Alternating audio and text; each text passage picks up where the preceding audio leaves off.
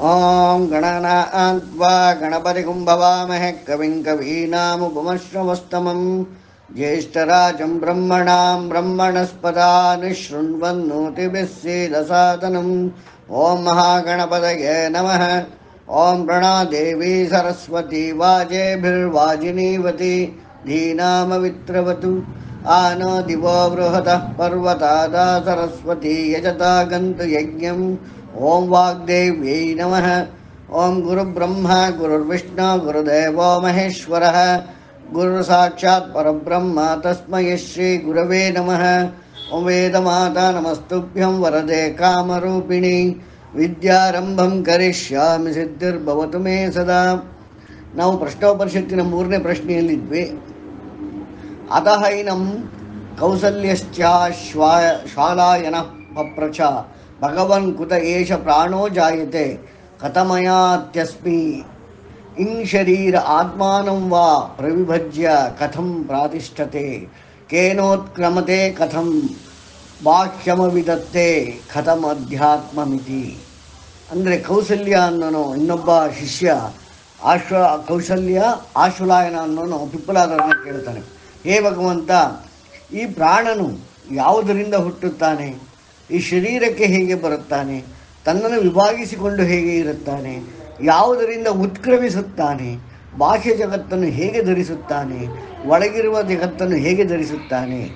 ಈ ಒಂದು ಪ್ರಶ್ನೆಯನ್ನು ಪಿಪ್ಪಲಾದರಿಗೆ ಕೌಸಲ್ಯ ಆಶ್ವಲಾಯನ ಅನ್ನೋನು ಕೇಳ್ತಾನೆ. ಅಂದರೆ ಇದರ ಅರ್ಥ ಏನು ಅಂದರೆ, ಯಾವ ಕಾರಣದಿಂದ ಈ ಪ್ರಾಣ ಹುಟ್ಟುತ್ತಾನೆ, ಮತ್ತು ಯಾವ ಒಂದು ಪ್ರೊಫೆಷನ್, ಅದರ ಒಂದು ಸ್ಪೆಷಾಲಿಟಿ ಅಂದರೆ ವೃತ್ತಿ ವಿಶೇಷದಿಂದ ಇವನು ಹೇಗೆ ಶರೀರಕ್ಕೆ ಬರ್ತಾನೆ, ತನ್ನನ್ನೇ ತಾನೇ ಪ್ರಾಣ ಪಾನ ಉದಾನ ಸಮಾನ ಅಪಾನ ಅಂತ ಈ ರೀತಿಯಲ್ಲಿ ಹೇಗೆ ವಿಭಾಗಿಸಿಕೊಂಡಿರ್ತಾನೆ, ಮತ್ತು ಯಾವ ಒಂದು ವಿಚಾರದಿಂದ ಇವನು ಉತ್ಕ್ರಮಿಸುತ್ತಾನೆ, ಬಾಹ್ಯ ಜಗತ್ತನ್ನು ಅಂದರೆ ನಮ್ಮಲ್ಲಿರುವ ಬಾಹ್ಯ ಜಗತ್ತನ್ನು ಹೇಗೆ ಇವನು ಧರಿಸುತ್ತಾನೆ, ಒಳಗಿರುವುದನ್ನು ಅಂದರೆ ಮನಸ್ಸು ಇಂದ್ರಿಯ ಇವುಗಳನ್ನೆಲ್ಲ ಹೇಗೆ ಧರಿಸುತ್ತಾನೆ ಅಂತ ಕೇಳ್ತಾನೆ. ಅದಕ್ಕೆ ಇವರು ಪಿಪ್ಪಲಾದರು ಉತ್ತರ ಕೊಡ್ತಾ ಹೋಗ್ತಾರೆ. ಆತ್ಮನ ಏಷೋ ಪ್ರಾಣೋ ಜಾಯತೆ ಯಥೈಷಾ ಪುರುಷೇ ಛಾಯೆ ತಸ್ಮಿನ್ನೇತದಾತತಂ ಮನೋಕೃತೆ ಕೃತೇನ ಯಾತ್ಯಸ್ಮಿ ಇನ್ ಶರೀರೇ. ಈ ಪ್ರಾಣ ಆತ್ಮನಿಂದ ಹುಟ್ಟುತ್ತಾನೆ. ಆತ್ಮ ಅಂದರೆ ಯಾವುದು? ಇಲ್ಲಿ ಆತ್ಮನ್ ಅಂದರೆ ನಾವು ಹೋದ್ವಾರ ಅದ್ರ ಬಗ್ಗೆ ತುಂಬ ಚರ್ಚೆಗಳು ಮಾಡಿದ್ದೀವಿ. ನಾವು ಹೋದ್ವಾರ ಎಲ್ರಿಗೂ ಅರ್ಥವಾಗಿದೆ. ಇಲ್ಲಿ ಆತ್ಮನ್ ಅಂದರೆ ಉತ್ಕ್ರಮಿಸುವಕ್ಕೆ ಸದಾ ಕಾತರವಾಗಿರುವಂತಹ ಚಲನೆ ಮತ್ತು ಚಿಂತನೆ, ಅದು ಪರಮ ಅಲ್ಟಿಮೇಟ್ ಮೂಮೆಂಟ್ ಆ್ಯಂಡ್ ಥಾಟ್, ಅದರಿಂದ ಹುಟ್ಟಿದೆ. ಅದರಿಂದನೇ ಈ ಪ್ರಾಣ ಅನ್ನೋನು ಹುಟ್ಟುತ್ತಾನೆ. ಅದೇ ರೀತಿ ಇದು ಯಾವ ರೀತಿ ಹುಟ್ಟುತ್ತಾನೆ ಅಂತಂದರೆ, ನಾವು ಬಿಸಿಲಲ್ಲಿ ಬೆಳಕಿಗೆ ಹೋದರೆ ನಮ್ಮ ನೆರಳು ಹೇಗೆ ಬೀಳುತ್ತೆ, ಆ ರೀತಿ ಈ ಒಂದು ಅಲ್ಟಿಮೇಟ್ ಮೂಮೆಂಟ್ ಆ್ಯಂಡ್ ಥಾಟ್ ಅನ್ನೋದರ ನೆರಳು ಸ್ವರೂಪನೇ, ಶಾಡೋನೇ ಈ ಒಂದು ಪ್ರಾಣ ಅನ್ನೋದನ್ನು ಹೇಳ್ತಾನೆ. ಮತ್ತು ಅವನು ಸಂಕಲ್ಪದಿಂದ ಮತ್ತು ಕರ್ಮದಿಂದ, ಮನಸ್ಸಿನ ಕರ್ಮ ಅಂದರೆ ಸಂಕಲ್ಪ ಅನ್ನೋದು ಕೂಡ ಒಂದು ಕರ್ಮ. ಏನೇ ಮಾಡುತ್ತಲ್ಲ ಮನಸ್ಸು, ಅದು ಕರ್ಮ.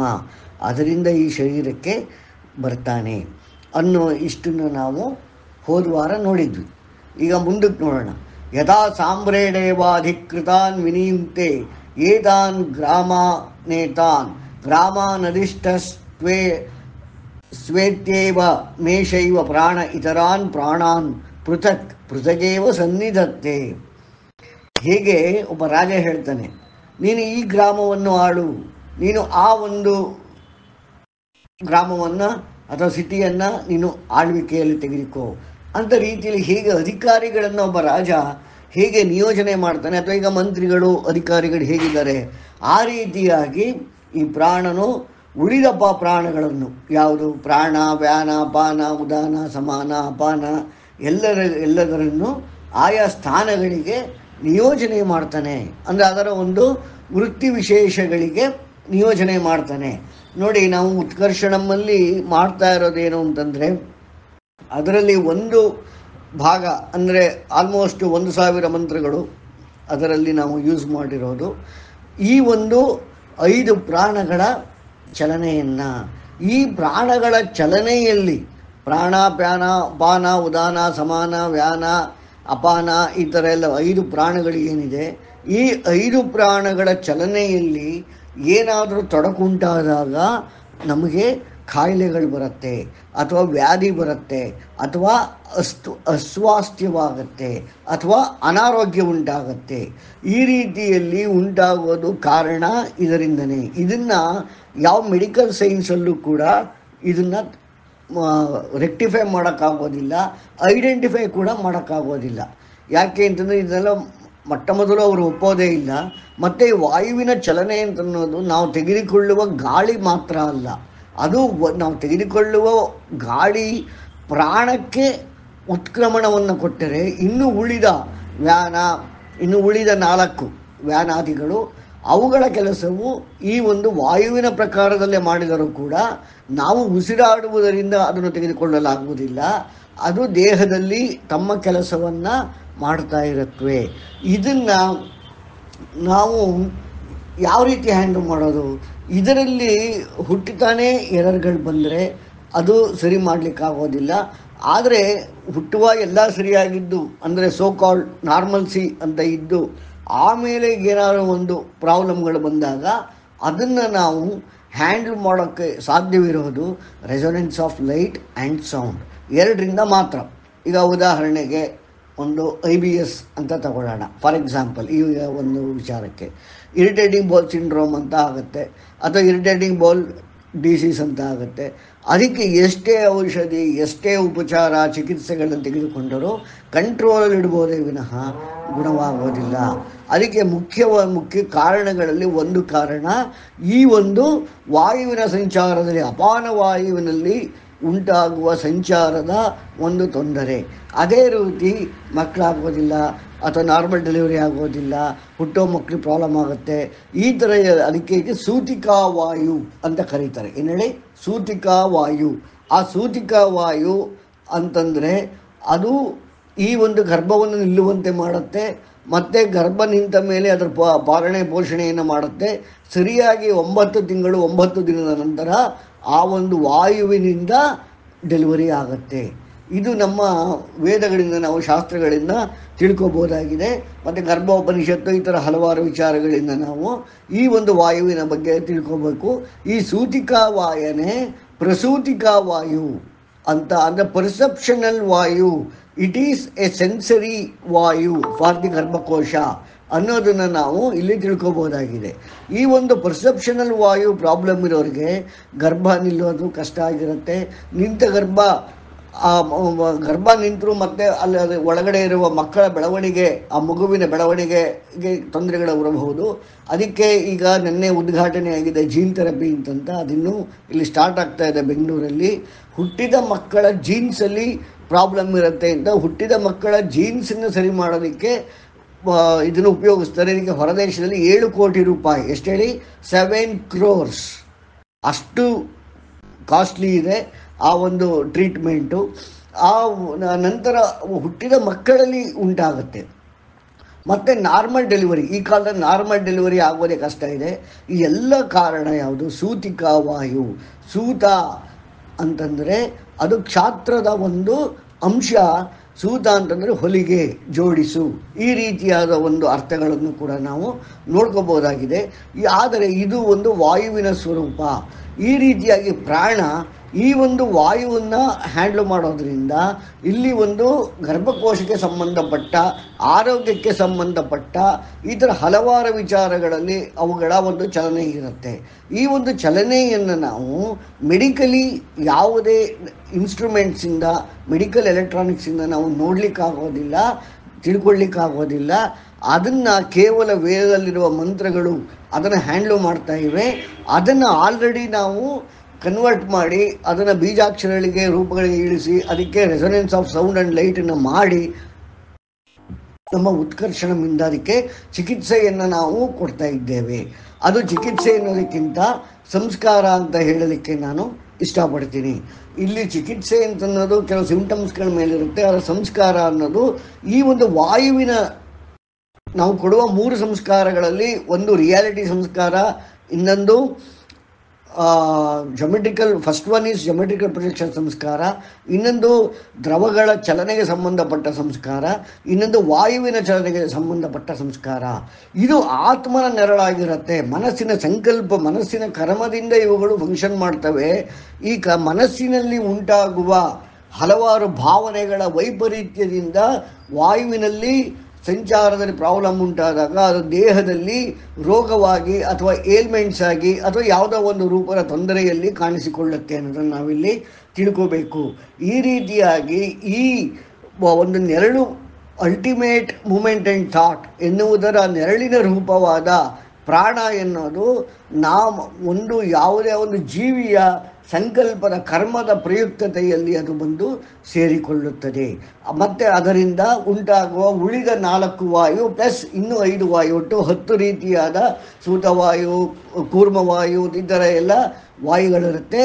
ಒಟ್ಟು 10 ರೂಪವಾದ ವಾಯುಗಳು ನಮ್ಮ ಇಡೀ ದೇಹದ ಸಕಲ ಕಾರ್ಯವನ್ನು ನಿರ್ವಹಿಸುತ್ತೆ. ಅದರ ಒಂದು ಜವಾಬ್ದಾರಿಯನ್ನು ತೆಗೆದುಕೊಂಡಿರುತ್ತೆ ಅನ್ನೋದು ಇಲ್ಲಿ ಪಿಪ್ಪಲಾದರು ಇಲ್ಲಿ ತನ್ನ ಶಿಷ್ಯನಿಗೆ ಹೇಳ್ತಾ ಇದ್ದಾರೆ. ಇದರಲ್ಲಿ ಯಾರಿಗಾರು ಅನುಮಾನ ಇದೆಯಾ, ಪ್ರಶ್ನೆ ಇದೆಯಾ ಈ ವಿಚಾರ ಸಂಬಂಧಪಟ್ಟಿದ್ರಲ್ಲಿ? ಸರ್, ಈ ವಾಯುಗಳು ಬರೀ ಮನುಷ್ಯನ ದೇಹದಲ್ಲಿ ಅಂತನಾ ಅಥವಾ ಎಲ್ಲಾ ಪ್ರಾಣಿಗಳು ಇದರಲ್ಲೂ ಈ ತರ ಇರುತ್ತೆ ಸರ್? ಎಲ್ಲಾ ಜೀವಿಗಳಲ್ಲೂ ಇರುತ್ತೆ. ಆದರೆ ಇಲ್ಲಿ ನಾವು ಮಾತಾಡ್ತಾ ಇರೋದು ಪರ್ಟಿಕ್ಯುಲರ್ಲಿ ಮನುಷ್ಯನ ದೇಹ. ಇಲ್ಲಿ ಪ್ರಶ್ನೆ ಕೇಳ್ತಾ ಇರೋದವರು ಮನುಷ್ಯನ ದೇಹದಲ್ಲಿ. ಮತ್ತು ಇದು ಕೂಡ ಬೇರೆ ಮರ ಗಿಡ ಎಲ್ಲದರಲ್ಲೂ ಇರುತ್ತೆ. ಅಂದರೆ ಇದರ ಒಳಾರ್ಥ ಏನು ಅಂತಂದರೆ, ಈಗ ಉದಾಹರಣೆಗೆ ಸಮಾನವಾಯು ಅಂತ ತೆಗೆದುಕೊಂಡ್ರೆ ಅದೇನು ಮಾಡುತ್ತೆ, ನಾವು ತಿಂದ ಆಹಾರ ಎಲ್ಲವುದನ್ನು ಕೂಡ ಯಾವ್ಯಾವ ಜೀವಕೋಶಗಳಿಗೆ, ಯಾವ್ಯಾವ ಅಂಗಗಳಿಗೆ ಎಷ್ಟೆಷ್ಟು ತಲುಪಬೇಕು, ಅದರ ಸಾರ ತಲುಪಬೇಕಾ, ಅದರ ವಿಟಮಿನ್ಸ್ ತಲುಪಬೇಕಾ, ಅದರದ್ದು ಈ ಥರ ಮಿನರಲ್ಸ್ ತಲುಪಬೇಕಾ, ಎಲ್ಲವುದನ್ನು ಕೂಡ ಅದು ಸಮಾನವಾಗಿ, ಸಮಾನ ಅಂತಂದ್ರೆ ಅರ್ಥ ಏನು, ಯಾವುದಕ್ಕೆ ಎಷ್ಟು ಅವಶ್ಯಕತೆ ಇದೆ ಅದನ್ನು ಸಮಾನವಾಗಿ ಹಂಚುತ್ತೆ. ಅದರಲ್ಲಿ ನಾವು ತಿನ್ನುವ ಆಹಾರದಲ್ಲಿರುವ ಗುಣಗಳು ನಮ್ಮ ಮನಸ್ಸಿನ ಮೇಲೆ ಮನಸ್ಸಿಗೆ ಹಂಚುವುದರಿಂದ ನಾವು ತಿನ್ನುವ ಆಹಾರದ ಗುಣವು ನಮ್ಮ ಮನಸ್ಸಿಗೆ ಆರೋಪಿಸಲ್ಪಟ್ಟು ನಮ್ಮ ಒಂದು ಥಾಟ್ ಆ್ಯಂಡ್ ಮೂಮೆಂಟ್ ಅನ್ನೋದು ಅದ್ರ ಮೇಲೆ ಪ್ರಭಾವ ಬೀರ್ತಿರುತ್ತೆ. ಉದಾಹರಣೆಗೆ ಈ ಹಳಸಿದ್ದು ಈ ರೀತಿಯೆಲ್ಲ ಮತ್ತು ಅತಿ ತೀಕ್ಷ್ಣವಾದ ಆಹಾರಗಳು, ಅಂದರೆ ತೀಕ್ಷ್ಣವಾದ ಖಾರ, ತೀಕ್ಷ್ಣವಾದ ಉಪ್ಪು, ಈ ಥರ ಯಾವುದೇ ಷಡ್ರಸಗಳಲ್ಲಿ ಅತಿ ತೀಕ್ಷ್ಣತೆಯನ್ನು ಉಪಯೋಗಿಸ್ತಾರೆ. ಅದು ಆ ಒಂದು ಅತೀಕ್ಷ್ಣತೆ ಅನ್ನೋದು ತಾಮಸ ಅಂತ ನಾವಿಲ್ಲಿ ತಿಳ್ಕೊಂಡು ಅದು ನಮ್ಮ ಮನಸ್ಸಿನ ಮೇಲೆ, ಅದರ ಕರ್ಮದ ಮೇಲೆ ಪ್ರಯೋಗವಾಗುವುದರಿಂದ, ಅದರ ಗುಣ, ನಾವು ತಿನ್ನುವ ಆಹಾರದ ಗುಣ ಪ್ರಯೋಗವಾಗುವುದರಿಂದ ಆ ವ್ಯಕ್ತಿಯ ಆಲೋಚನೆ ಮತ್ತು ನಡತೆಗಳು ತಾಮಸಿಕದಲ್ಲಿ ಜಾಸ್ತಿ ಇರುತ್ತೆ. ಅಂದರೆ ಇದೆಲ್ಲ ನಿರ್ವಹಣೆ ಮಾಡೋದು ಯಾವುದು? ಸಮಾನ. ಅದೇ ರೀತಿಯಾಗಿ ನಮ್ಮ ಯಾವುದೇ ಒಂದು ಆಲೋಚನೆಯನ್ನು ಕಾರ್ಯಗತಗೊಳಿಸಲಿಕ್ಕೆ, ಈಗ ನಾನು ಬಲದ ಕೈ ಎತ್ತಬೇಕು ಅಂತ ಅನ್ಕೋತೀನಿ, ಕೈ ಎತ್ತಬೇಕಾದ್ರೆ ಅದಕ್ಕೆ ಹಲವಾರು ಫಂಕ್ಷನ್ಗಳು ನಡೆಯುತ್ತೆ. ಅದನ್ನು ನಾನಿಲ್ಲಿ ವಿವರಿಸ್ತಾ ಕೂತ್ರೆ ಅದಕ್ಕೆ ದಿನಗಟ್ಟಲೇಬೇಕು. ಒಂದು ಕೈ ಎತ್ತೋದು ಯಾವ ರೀತಿಯಲ್ಲಿ ಕೆಲಸ ಮಾಡುತ್ತೆ ಅಂತ, ಆ ಒಂದು ಕೆಲಸಕ್ಕೆ ಬೇಕಾಗಿರುವಂಥ ಸಕಲವನ್ನು ಕೂಡ ಈ ಒಂದು ಸಮಾನವಾಯು ಕೆಲಸ ನಿರ್ವಹಿಸುತ್ತೆ.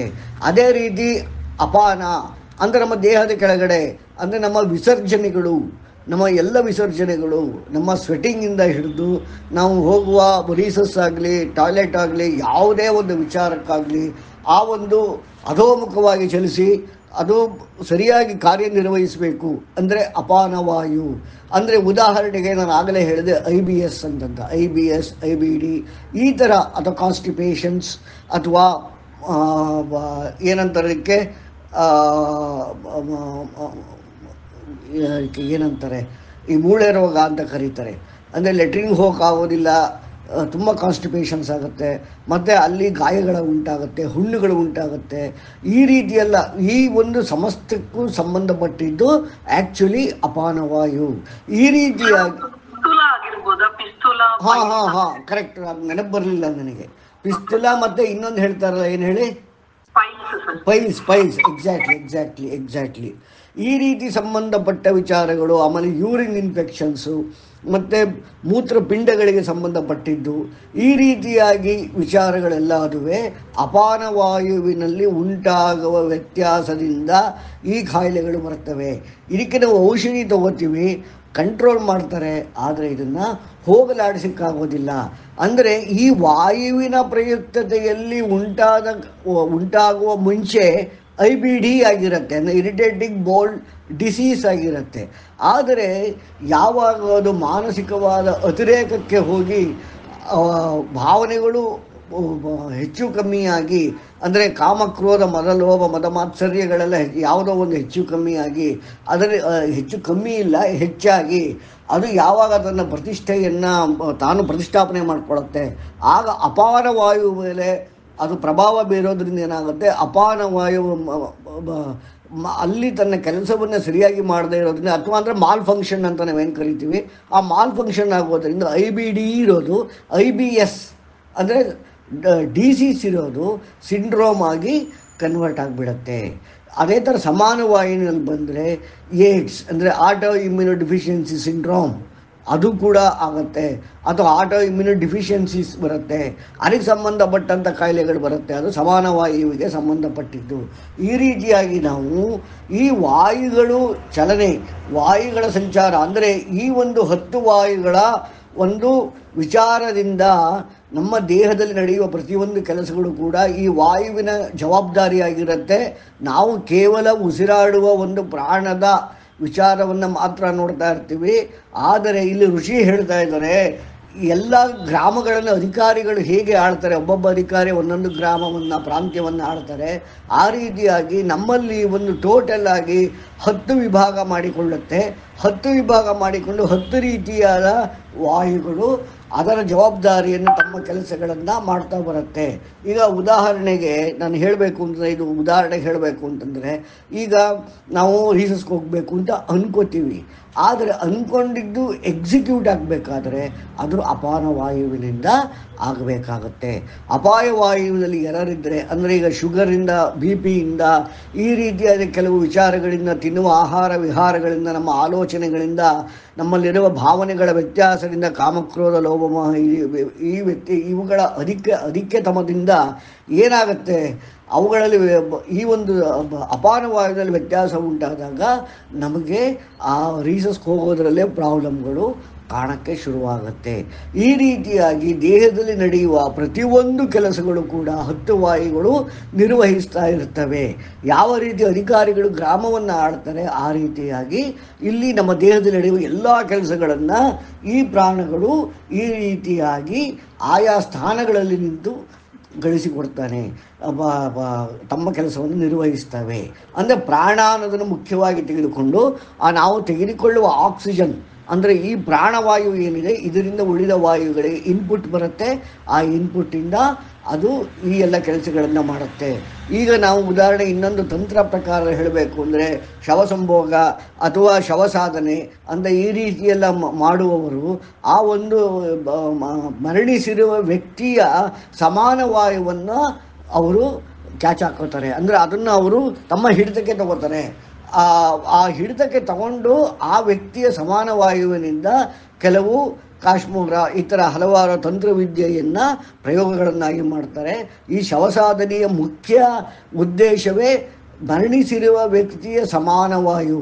ಹಾಗಾಗಿ ಇಲ್ಲಿ ನಮ್ಮಲ್ಲಿ ಏನು ಹೇಳ್ತಾರೆ ವೇದ ಪ್ರೋಕ್ತದಲ್ಲಿ, ಮರಣಿಸಿರುವ ವ್ಯಕ್ತಿಯ ದೇಹವನ್ನು ಸೂರ್ಯಾಸ್ತವಾಗುವುದರ ಒಳಗೆ ಆ ದಿನದಲ್ಲೇ ಅದನ್ನು ಭಸ್ಮ ಮಾಡಿಬಿಡಿ, ಸುಟ್ಟು ಬಿಡಿ, ಹೂಳಬೇಡಿ. ಯಾಕೆ ಅಂತಂದರೆ ಸುಡದೆ ಬೇರೆ ರೀತಿಯಲ್ಲಿ ದೇಹವನ್ನಿಟ್ಟಾಗ ಸಮಾನವಾಯು ಸಾಮಾನ್ಯವಾಗಿ 48 ದಿನಗಳ ಕಾಲ ದೇಹದಲ್ಲೇ ಇರುತ್ತೆ.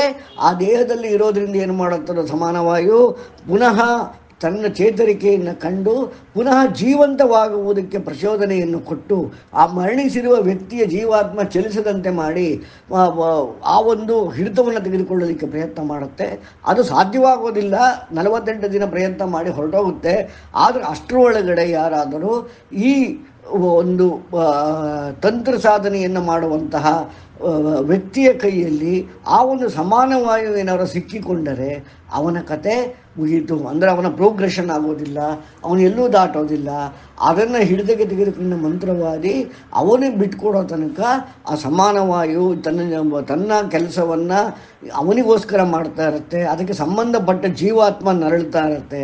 ಈ ರೀತಿಯಲ್ಲಿ ಹಲವಾರು ತಂತ್ರ ವಿಚಾರಗಳಿರೋದ್ರಿಂದ ಯಾವುದೇ ಮನೆಯಲ್ಲಿ ಯಾವುದೇ ಮರಣ ಸಂಭವಿಸಿದರೆ ಅದನ್ನು ಸುಡುವುದೇ ಅತ್ಯುತ್ತಮ ಅಂತ ಋಷಿಗಳು ಹೇಳ್ತಾರೆ. ಅದರ ಹಿಂದೆ ಈ ಒಂದು ಪಿಪ್ಪಲಾದರು ಆ ಒಂದು ತನ್ನ ಶಿಷ್ಯನ ಪ್ರಶ್ನೆಗೆ ಉತ್ತರವನ್ನು ಈ ರೀತಿಯಾಗಿ ಹೇಳ್ತಾ ಇದ್ದಾರೆ. ಇದರಲ್ಲಿ ಯಾರಿಗಾರ ಪ್ರಶ್ನೆ ಇದೆಯಾ ಇಷ್ಟು ಹೇಳಿದ್ರಲ್ಲಿ? ಇದರಲ್ಲಿ ಉತ್ಕರ್ಷಣ ನಾವು ಮಾಡಿರೋದು ಹೇಗೆ ವರ್ಕ್ ಆಗುತ್ತೆ ಅನ್ನೋದು ಕೂಡ ಇದರಲ್ಲಿ ಒಂದು ಸಿಂಪಲ್ ನೋಟ್ಸಲ್ಲಿ ಹೇಳಿದ್ದೀನಿ. ಈ ವಿಚಾರಗಳಲ್ಲಿ ಯಾರಿಗಾರ ಪ್ರಶ್ನೆ ಇದೆಯಾ? ಓಕೆ, ಪ್ರಶ್ನೆ ಇಲ್ಲ ಅಂತ ಮುಂದಕ್ಕೆ ಹೋಗೋಣ. ಪಾಯುಪಸ್ಥೆ ಪಾನಂ ಚಕ್ಷುಶ್ರೋತ್ರೇ ಮುಖನಾಸಿಕಾಭ್ಯಾಂ ಪ್ರಾಣಃ ಸ್ವಯಂ ಪ್ರಾತಿಷ್ಠತೆ ಮಧ್ಯೆ ತು ಸಮಾನಃ ಏಷಕ್ಕೆ ತದ್ದು ತಮನ್ನಂ ಸಮಂ ನಯತಿ ತಸ್ಮಾದೇತ ಸಪ್ತಾರ್ಚಿಷೋ ಭವತಿ. ಅಂದರೆ ಪಾಯೋಪಸ್ಥಳಗಳಲ್ಲಿ ಅಂದ್ರೇನು? ನಾವು ವಿಸರ್ಜನೆಯನ್ನು ಏನು ಮಾಡ್ತೀವಿ ಆ ಒಂದು ಸ್ಥಳಗಳಿಗೆ ನಾವು ಪಾಯೋಪ ಅಂದರೆ ಸಾಮಾನ್ಯವಾಗಿ ಮೂತ್ರ ಮತ್ತು ಇವುಗಳೆಲ್ಲ ಮಾಡೋದಕ್ಕೆ ಯಾವುದನ್ನು ಯೂಸ್ ಮಾಡ್ತೀವಿ ಆ ಅಂಗಗಳಲ್ಲಿ ಅಲ್ಲಿ ಅಪಾನವಾಯು ಇರುತ್ತೆ ಅಂತ, ಅಪಾನವಾಯು ತನ್ನ ಜವಾಬ್ದಾರಿಯನ್ನು ಮಾಡುತ್ತೆ ಅಂತ ಇಲ್ಲಿ ಋಷಿ ಹೇಳ್ತಾ ಇದ್ದಾರೆ. ಮೂಗು ಬಾಯಿಗಳಿಂದಿರುವ ಬರುತ್ತಿರುವ ಪ್ರಾಣನು ಕಣ್ಣು ಕಿವಿಗಳಲ್ಲಿ ಇವರೇ ಪ್ರತಿಷ್ಠಾಪನತನಾಗಿರುತ್ತಾನೆ. ಮೂಗು ಬಾಯಿಯಲ್ಲಿ ಓಡಾಡುತ್ತಿರುವ ಯಾವುದ ಪ್ರಾಣ ಇದೆ ಅದು ಕಣ್ಣು ಮತ್ತು ಕಿವಿಗಳಲ್ಲಿ ಅದೇ ಪ್ರತಿಷ್ಠಾಪನೆಯಾಗಿರುತ್ತೆ. ಮಧ್ಯದಲ್ಲಿ ಅಂದರೆ ನಾಭಿಯಲ್ಲಿ ಇಲ್ಲಿ ಸಮಾನ ವಾಯು ಇರುತ್ತೆ. ಈಗ ಹೇಳಿದ್ನಲ್ಲ ಅದನ್ನೇ ಹೇಳಿದ್ದಾರೆ. ಇವನೇ ಆ ಹೋಮ ಮಾಡಿದ ಅನ್ನವನ್ನು ಸಮನಾಗಿ ಹಂಚುತ್ತಾನೆ. ಅಂದರೆ ಜಠರಾಗ್ನಿಗೆ ನಾವು ಅನ್ನವನ್ನು ಆಹಾರವನ್ನು ತಗೋತೀವಿ ಅದನ್ನು ಎಲ್ಲದಕ್ಕೂ ಹಂಚುತ್ತಾನೆ. ಇದರಿಂದ 7 ಶಿಖೆಗಳು ಹೊರಗೆ ಬರುತ್ತಿರುವೆ. ಅಂದರೆ ಆಹಾರ ಎಂಬ ಇಂಧನದಿಂದ ಉಂಟಾದ ಉದರಾಗ್ನಿ ಹೃದಯ ಪ್ರವೇಶವನ್ನು ಸೇರಿದರೆ 2 ಕಣ್ಣು, 2 ಕಿವಿ, 2 ನಾಸಿಕ ಮತ್ತು ರಸನೇಂದ್ರಿಯ ಅಂದರೆ ನಾಲಿಗೆ, 2 ಕಣ್ಣು, 2 ಕಿವಿ, 2 ಮೂಗಿನ ಹೊಳ್ಳೆ ಮತ್ತು 1 ನಾಲಿಗೆ. ಇಷ್ಟನ್ನು ಹೃದಯದ ಮುಖಾಂತರದಲ್ಲಿ ಈ ಒಂದು ವಾಯು ಆ ರೀತಿಯಾಗಿ ತನ್ನ ಕೆಲಸವನ್ನು ಮಾಡುತ್ತೆ. ಅಂದರೆ ನಾವು ನೋಡುವುದು, ಕೇಳುವುದು, ಜ್ಞಾನ ಉಂಟಾಗುವುದು, ರುಚಿ ಗೊತ್ತಾಗುವುದು, ಆಘ್ರಾಣ ಗೊತ್ತಾಗುವುದು ಎಲ್ಲವೂ ಕೂಡ ಈ ಸಮಾನ ವಾಯುವಿನಿಂದಲೇ. ನಾನು ಅಷ್ಟನ್ನು ಈಗ ಹೇಳಿದ್ದೇನೆ. ಹಾಗಾಗಿ ನಾವು ಈ 5 ಜೊತೆಗೆ ಇನ್ನು 10 ವಾಯುಗಳನ್ನು ನಾವು ಹ್ಯಾಂಡಲ್ ಮಾಡಿದ್ರೆ ನಾವು ಸಾಮಾನ್ಯವಾಗಿ ಮೆಡಿಕಲ್ಗೆ ಚಾಲೆಂಜ್ ಆಗಿರುವಂತಹ ಯಾವುದೇ ಒಂದು ವಿಚಾರವನ್ನು, ಅಂದರೆ ಮೆಡಿಕಲಿ ವಾಸಿ ಆದರೆ ಸರಿ, ವಾಸಿ ಆದರೆ ಸಿಂಡ್ರೋಮ್ಗೆ ಯಾರಿಗೆ ಕನ್ವರ್ಟ್ ಸಿಂಡ್ರೋಮಿಗೆ ಕನ್ವರ್ಟ್ ಆಗಿರುತ್ತೆ ಅಥವಾ ಕ್ರಾನಿಕಲ್ಗೆ ಕನ್ವರ್ಟ್ ಆಗಿರುತ್ತೆ, ಅದನ್ನು ನಾವು ಈ ಒಂದು ವಿಚಾರದಿಂದ ಹ್ಯಾಂಡಲ್ ಮಾಡಿಕೊಳ್ಳಬಹುದಾಗಿದೆ. ಬಹುಶಃ ನಿಮಗೆಲ್ಲ ಇಷ್ಟೊತ್ತಿಗೆ ಅರ್ಥ ಆಗಿದೆ ನಾನು ಇದನ್ನೆಲ್ಲ ಯಾವ ರೀತಿ ಈ ಉಪನಿಷತ್ತಿನ ತೆಗೆದುಕೊಂಡು ನಾವು ಹ್ಯಾಂಡಲ್ ಮಾಡಿದ್ದೇನೆ. ಅದೇ ರೀತಿಯಾಗಿ ಆಯುರ್ವೇದದಲ್ಲೂ ಕೂಡ ಈ ಉಪನಿಷತ್ತುಗಳ ವಾಕ್ಯಗಳನ್ನೇ ತೆಗೆದುಕೊಂಡು ಆಯುರ್ವೇದ ಕೂಡ ಇಲ್ಲಿ ಮುಂದಕ್ಕೆ ಬಂದಿದೆ. ಒಂದು ನಿಮಿಷ. ನೆಕ್ಸ್ಟು, ಹೃದಯ ಹೇಷ ಆತ್ಮ ಅತ್ರೈದ ದೇಕ ಶತಂ ನಾಡೀನಾಂ ದಾಸಾಂ ಶತಂ ಶತಮೇಕೈಕಸ್ಯಾಂ ದ್ವಾಸಪ್ತತಿರ್ದ್ವಾಸಪ್ತತಿಃ ಪ್ರತಿಶಾಖಾ ನಾಡಿ ಸಹಸ್ರಾಣಿ ಭವಂತ್ಯಾಸು ವ್ಯಾನಶ್ಚರತಿ. ಅಂದರೆ ಏನು? ಈ ಆತ್ಮ ಅಂದರೆ ಈ ಜೀವ ಇದು ಉಪಾಧಿ. ಅಂದರೆ ನಮ್ಮ ಆತ್ಮನಿಗೆ, ಅಂದರೆ ನಾನು ಹೋದ ವಾರನೇ ಹೇಳಿದ್ದೀನಿ, ಆತ್ಮನಿಗೆ ಬಂಧ ಇಲ್ಲ. ಆದರೆ ಅದು ಜೀವಾತ್ಮದಲ್ಲಿರುವ ಕರ್ಮದ ಉಪಯೋಗಿಸಿಕೊಂಡು ಆತ್ಮವು ತನ್ನ ಒಂದು ಟಾರ್ಗೆಟ್, ತನ್ನ ಒಂದು ಏನು ಅನುಭವ ಬೇಕೋ ಅದನ್ನು ತೆಗೆದುಕೊಳ್ಳುತ್ತೆ. ಈಗ ಉದಾಹರಣೆಗೆ ನಾವು ಹೆಣ್ಣಾಗಿದ್ದೀವಿ, ಗಂಡಾಗಿದ್ದೀವಿ, ಏನೋ ಒಂದಾಗಿದ್ದೀವಿ. ಯಾಕೆ ಅಂತಂದರೆ ಆತ್ಮ ಅದು ಈ ಜೀವಾತ್ಮವನ್ನು ಸೆಲೆಕ್ಟ್ ಮಾಡಿಕೊಂಡಿದೆ, ಅಂದರೆ ಶಾಪಿಂಗ್ ಮಾಡಿದೆ. Now I want to experience this in this format. ಅಂದರೆ ಜೀವನದ ಉದ್ದೇಶ ಏನು ಅಂತ ನಾವು ಅವಾಗ ನೋಡಿಕೊಂಡಾಗ ನಮ್ಮ ಒಂದು ಫಂಡಮೆಂಟಲ್ ನೇಚರ್ ಏನಿದೆ, what we are made up of, ನಮ್ಮ ಸ್ವಧರ್ಮ ಏನಿದೆ, ಅದನ್ನು ನೋಡಿದಾಗ ನಾವು ಅಭ್ಯಾಸ ಮಾಡಿಕೊಂಡ್ರೆ ಗೊತ್ತಾಗುತ್ತೆ ನಾವು ಯಾಕೆ ಈ ರೀತಿಯಾಗಿ ಹುಟ್ಟಿದ್ದೇವೆ. ಅಂದರೆ ಇದರಲ್ಲಿರುವ ಅನುಭವಗಳನ್ನು ತೆಗೆದುಕೊಳ್ಳಲಿಕ್ಕೆ ನಾವು ಈ ರೀತಿಯಾಗಿ ಹುಟ್ಟಿದ್ದೇವೆ ಅನ್ನೋದನ್ನು ನಾವಿಲ್ಲಿ ತಿಳ್ಕೋಬಹುದಾಗಿದೆ. ಅಂದರೆ ಇಲ್ಲಿ ಈ ಆತ್ಮನು ಹೃದಯದಲ್ಲೇ ವಾಸಿಸುತ್ತಾನೆ. ಇಲ್ಲಿ 101 ನಾಡಿಗಳು ಇರುತ್ತವೆ. ಇವುಗಳ ಒಂದೊಂದರಲ್ಲೂ 100 ಇರುತ್ತವೆ. ಒಂದೊಂದು ಶಾಖೆಯಲ್ಲೂ 72,000 ನಾಡಿಗಳು ಇರುತ್ತವೆ. ಅವುಗಳಲ್ಲಿ ವ್ಯಾನ ಸಂಚರಿಸುತ್ತದೆ. ಅರ್ಥ ಆಗ್ತಿದೆಯೇ? ಸಮಾನ ಗೊತ್ತಾಯಿತು ನಮಗೆ, ಅಪಾನ ಗೊತ್ತಾಯಿತು. ಈಗ ವ್ಯಾನದ ಬಗ್ಗೆ ಹೇಳ್ತಾ ಇದ್ದಾರೆ. ಹೃದಯದಿಂದ ಹೊರಡುವ 101 ನಾಡಿಗಳು, ಅವುಗಳು ಕೂಡ 100 ಒಡೆದು ಕಡೆಗೆ 72 ಒಂದೊಂದು ಶಾಖೆಯಲ್ಲಿಯೂ, ಅಂದರೆ ಒಂದೊಂದು ಶಾಖೆಯಲ್ಲಿಯೂ, ಅಂದರೆ 101 ಮತ್ತೆ 100 ಆಗಿ ಹೊಮ್ಮಿದಾಗ ಆ ಒಂದೊಂದು ಶಾಖೆಯಲ್ಲಿಯೂ 72,000 ನಾಡಿಗಳು ಇರುತ್ತವೆ. ಆ 72,000 ನಾಡಿಗಳೇ ನಮ್ಮಲ್ಲಿ ವ್ಯಾನದಿಂದ ರಿಯಾಲಿಟಿ ಕ್ರಿಯೇಟ್ ಆಗುತ್ತೆ. ಅರ್ಥ ಆಗ್ತಿದೆಯಾ?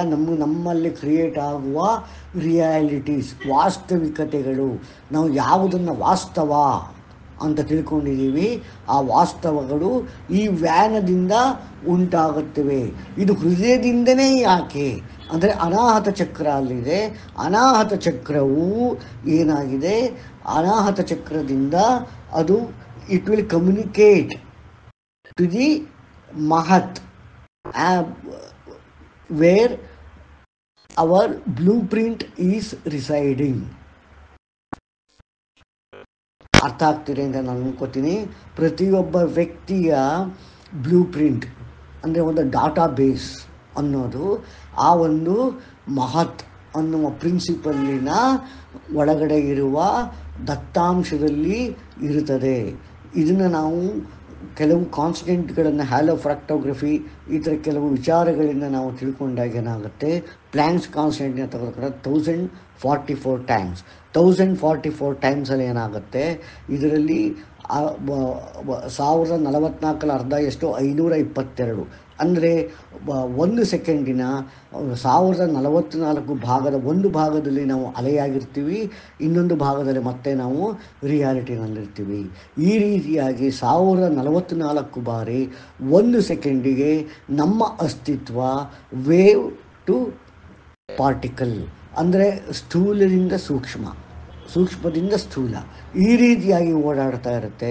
ಈ ರೀತಿಯ ಓಡಾಡೋದಕ್ಕೆ ಕಮ್ಯುನಿಕೇಷನ್ ಇರೋದು ಅನಾಹತ ಚಕ್ರದಿಂದ. That communication pattern is without signal, ಅಲ್ಲಿಂದ ಇರುತ್ತೆ.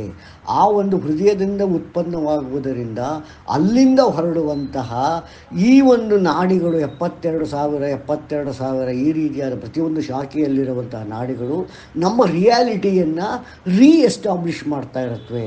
ಅಂದರೆ ವ್ಯಾನದ ಕೆಲಸ ಏನು, ನಮ್ಮ ಸ್ಥೂಲದಿಂದ ಸೂಕ್ಷ್ಮಕ್ಕೆ, ಅಂದರೆ ಅಲೆಯ ರೂಪಕ್ಕೆ, ಅಲೆಯ ರೂಪದಿಂದ ಮತ್ತು ಸ್ಥೂಲ ರೂಪಕ್ಕೆ ಕನ್ವರ್ಟ್ ಮಾಡೋದು ವ್ಯಾನ ಎಂಬುದರ ವಾಯುವಿನ ಜವಾಬ್ದಾರಿಯಾಗಿರುತ್ತೆ.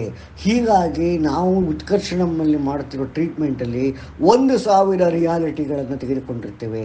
ಅದೇ ಸಾಯಂಕಾಲ ಪಾಠ ಮಾಡ್ತಾ ಇದ್ದೀನಿ ಬೀಜಾನುಷ್ಠಾನಂ ಅಂತ ಮಂತ್ರಗಳನ್ನು ನಾನು ಹೇಳ್ಕೊಡ್ತಾ ಇರೋ ಮಂತ್ರಗಳು ಕೂಡ ಇದಕ್ಕೆ ಸಂಬಂಧಪಟ್ಟಿದ್ದು.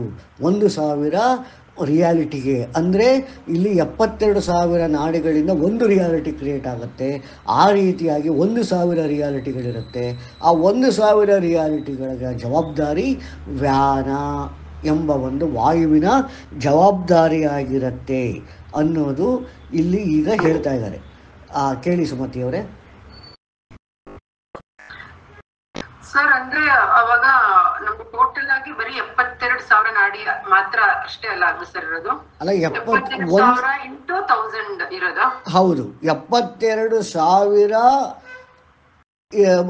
ಇಂಟು 1,000 ರಿಯಾಲಿಟೀಸ್,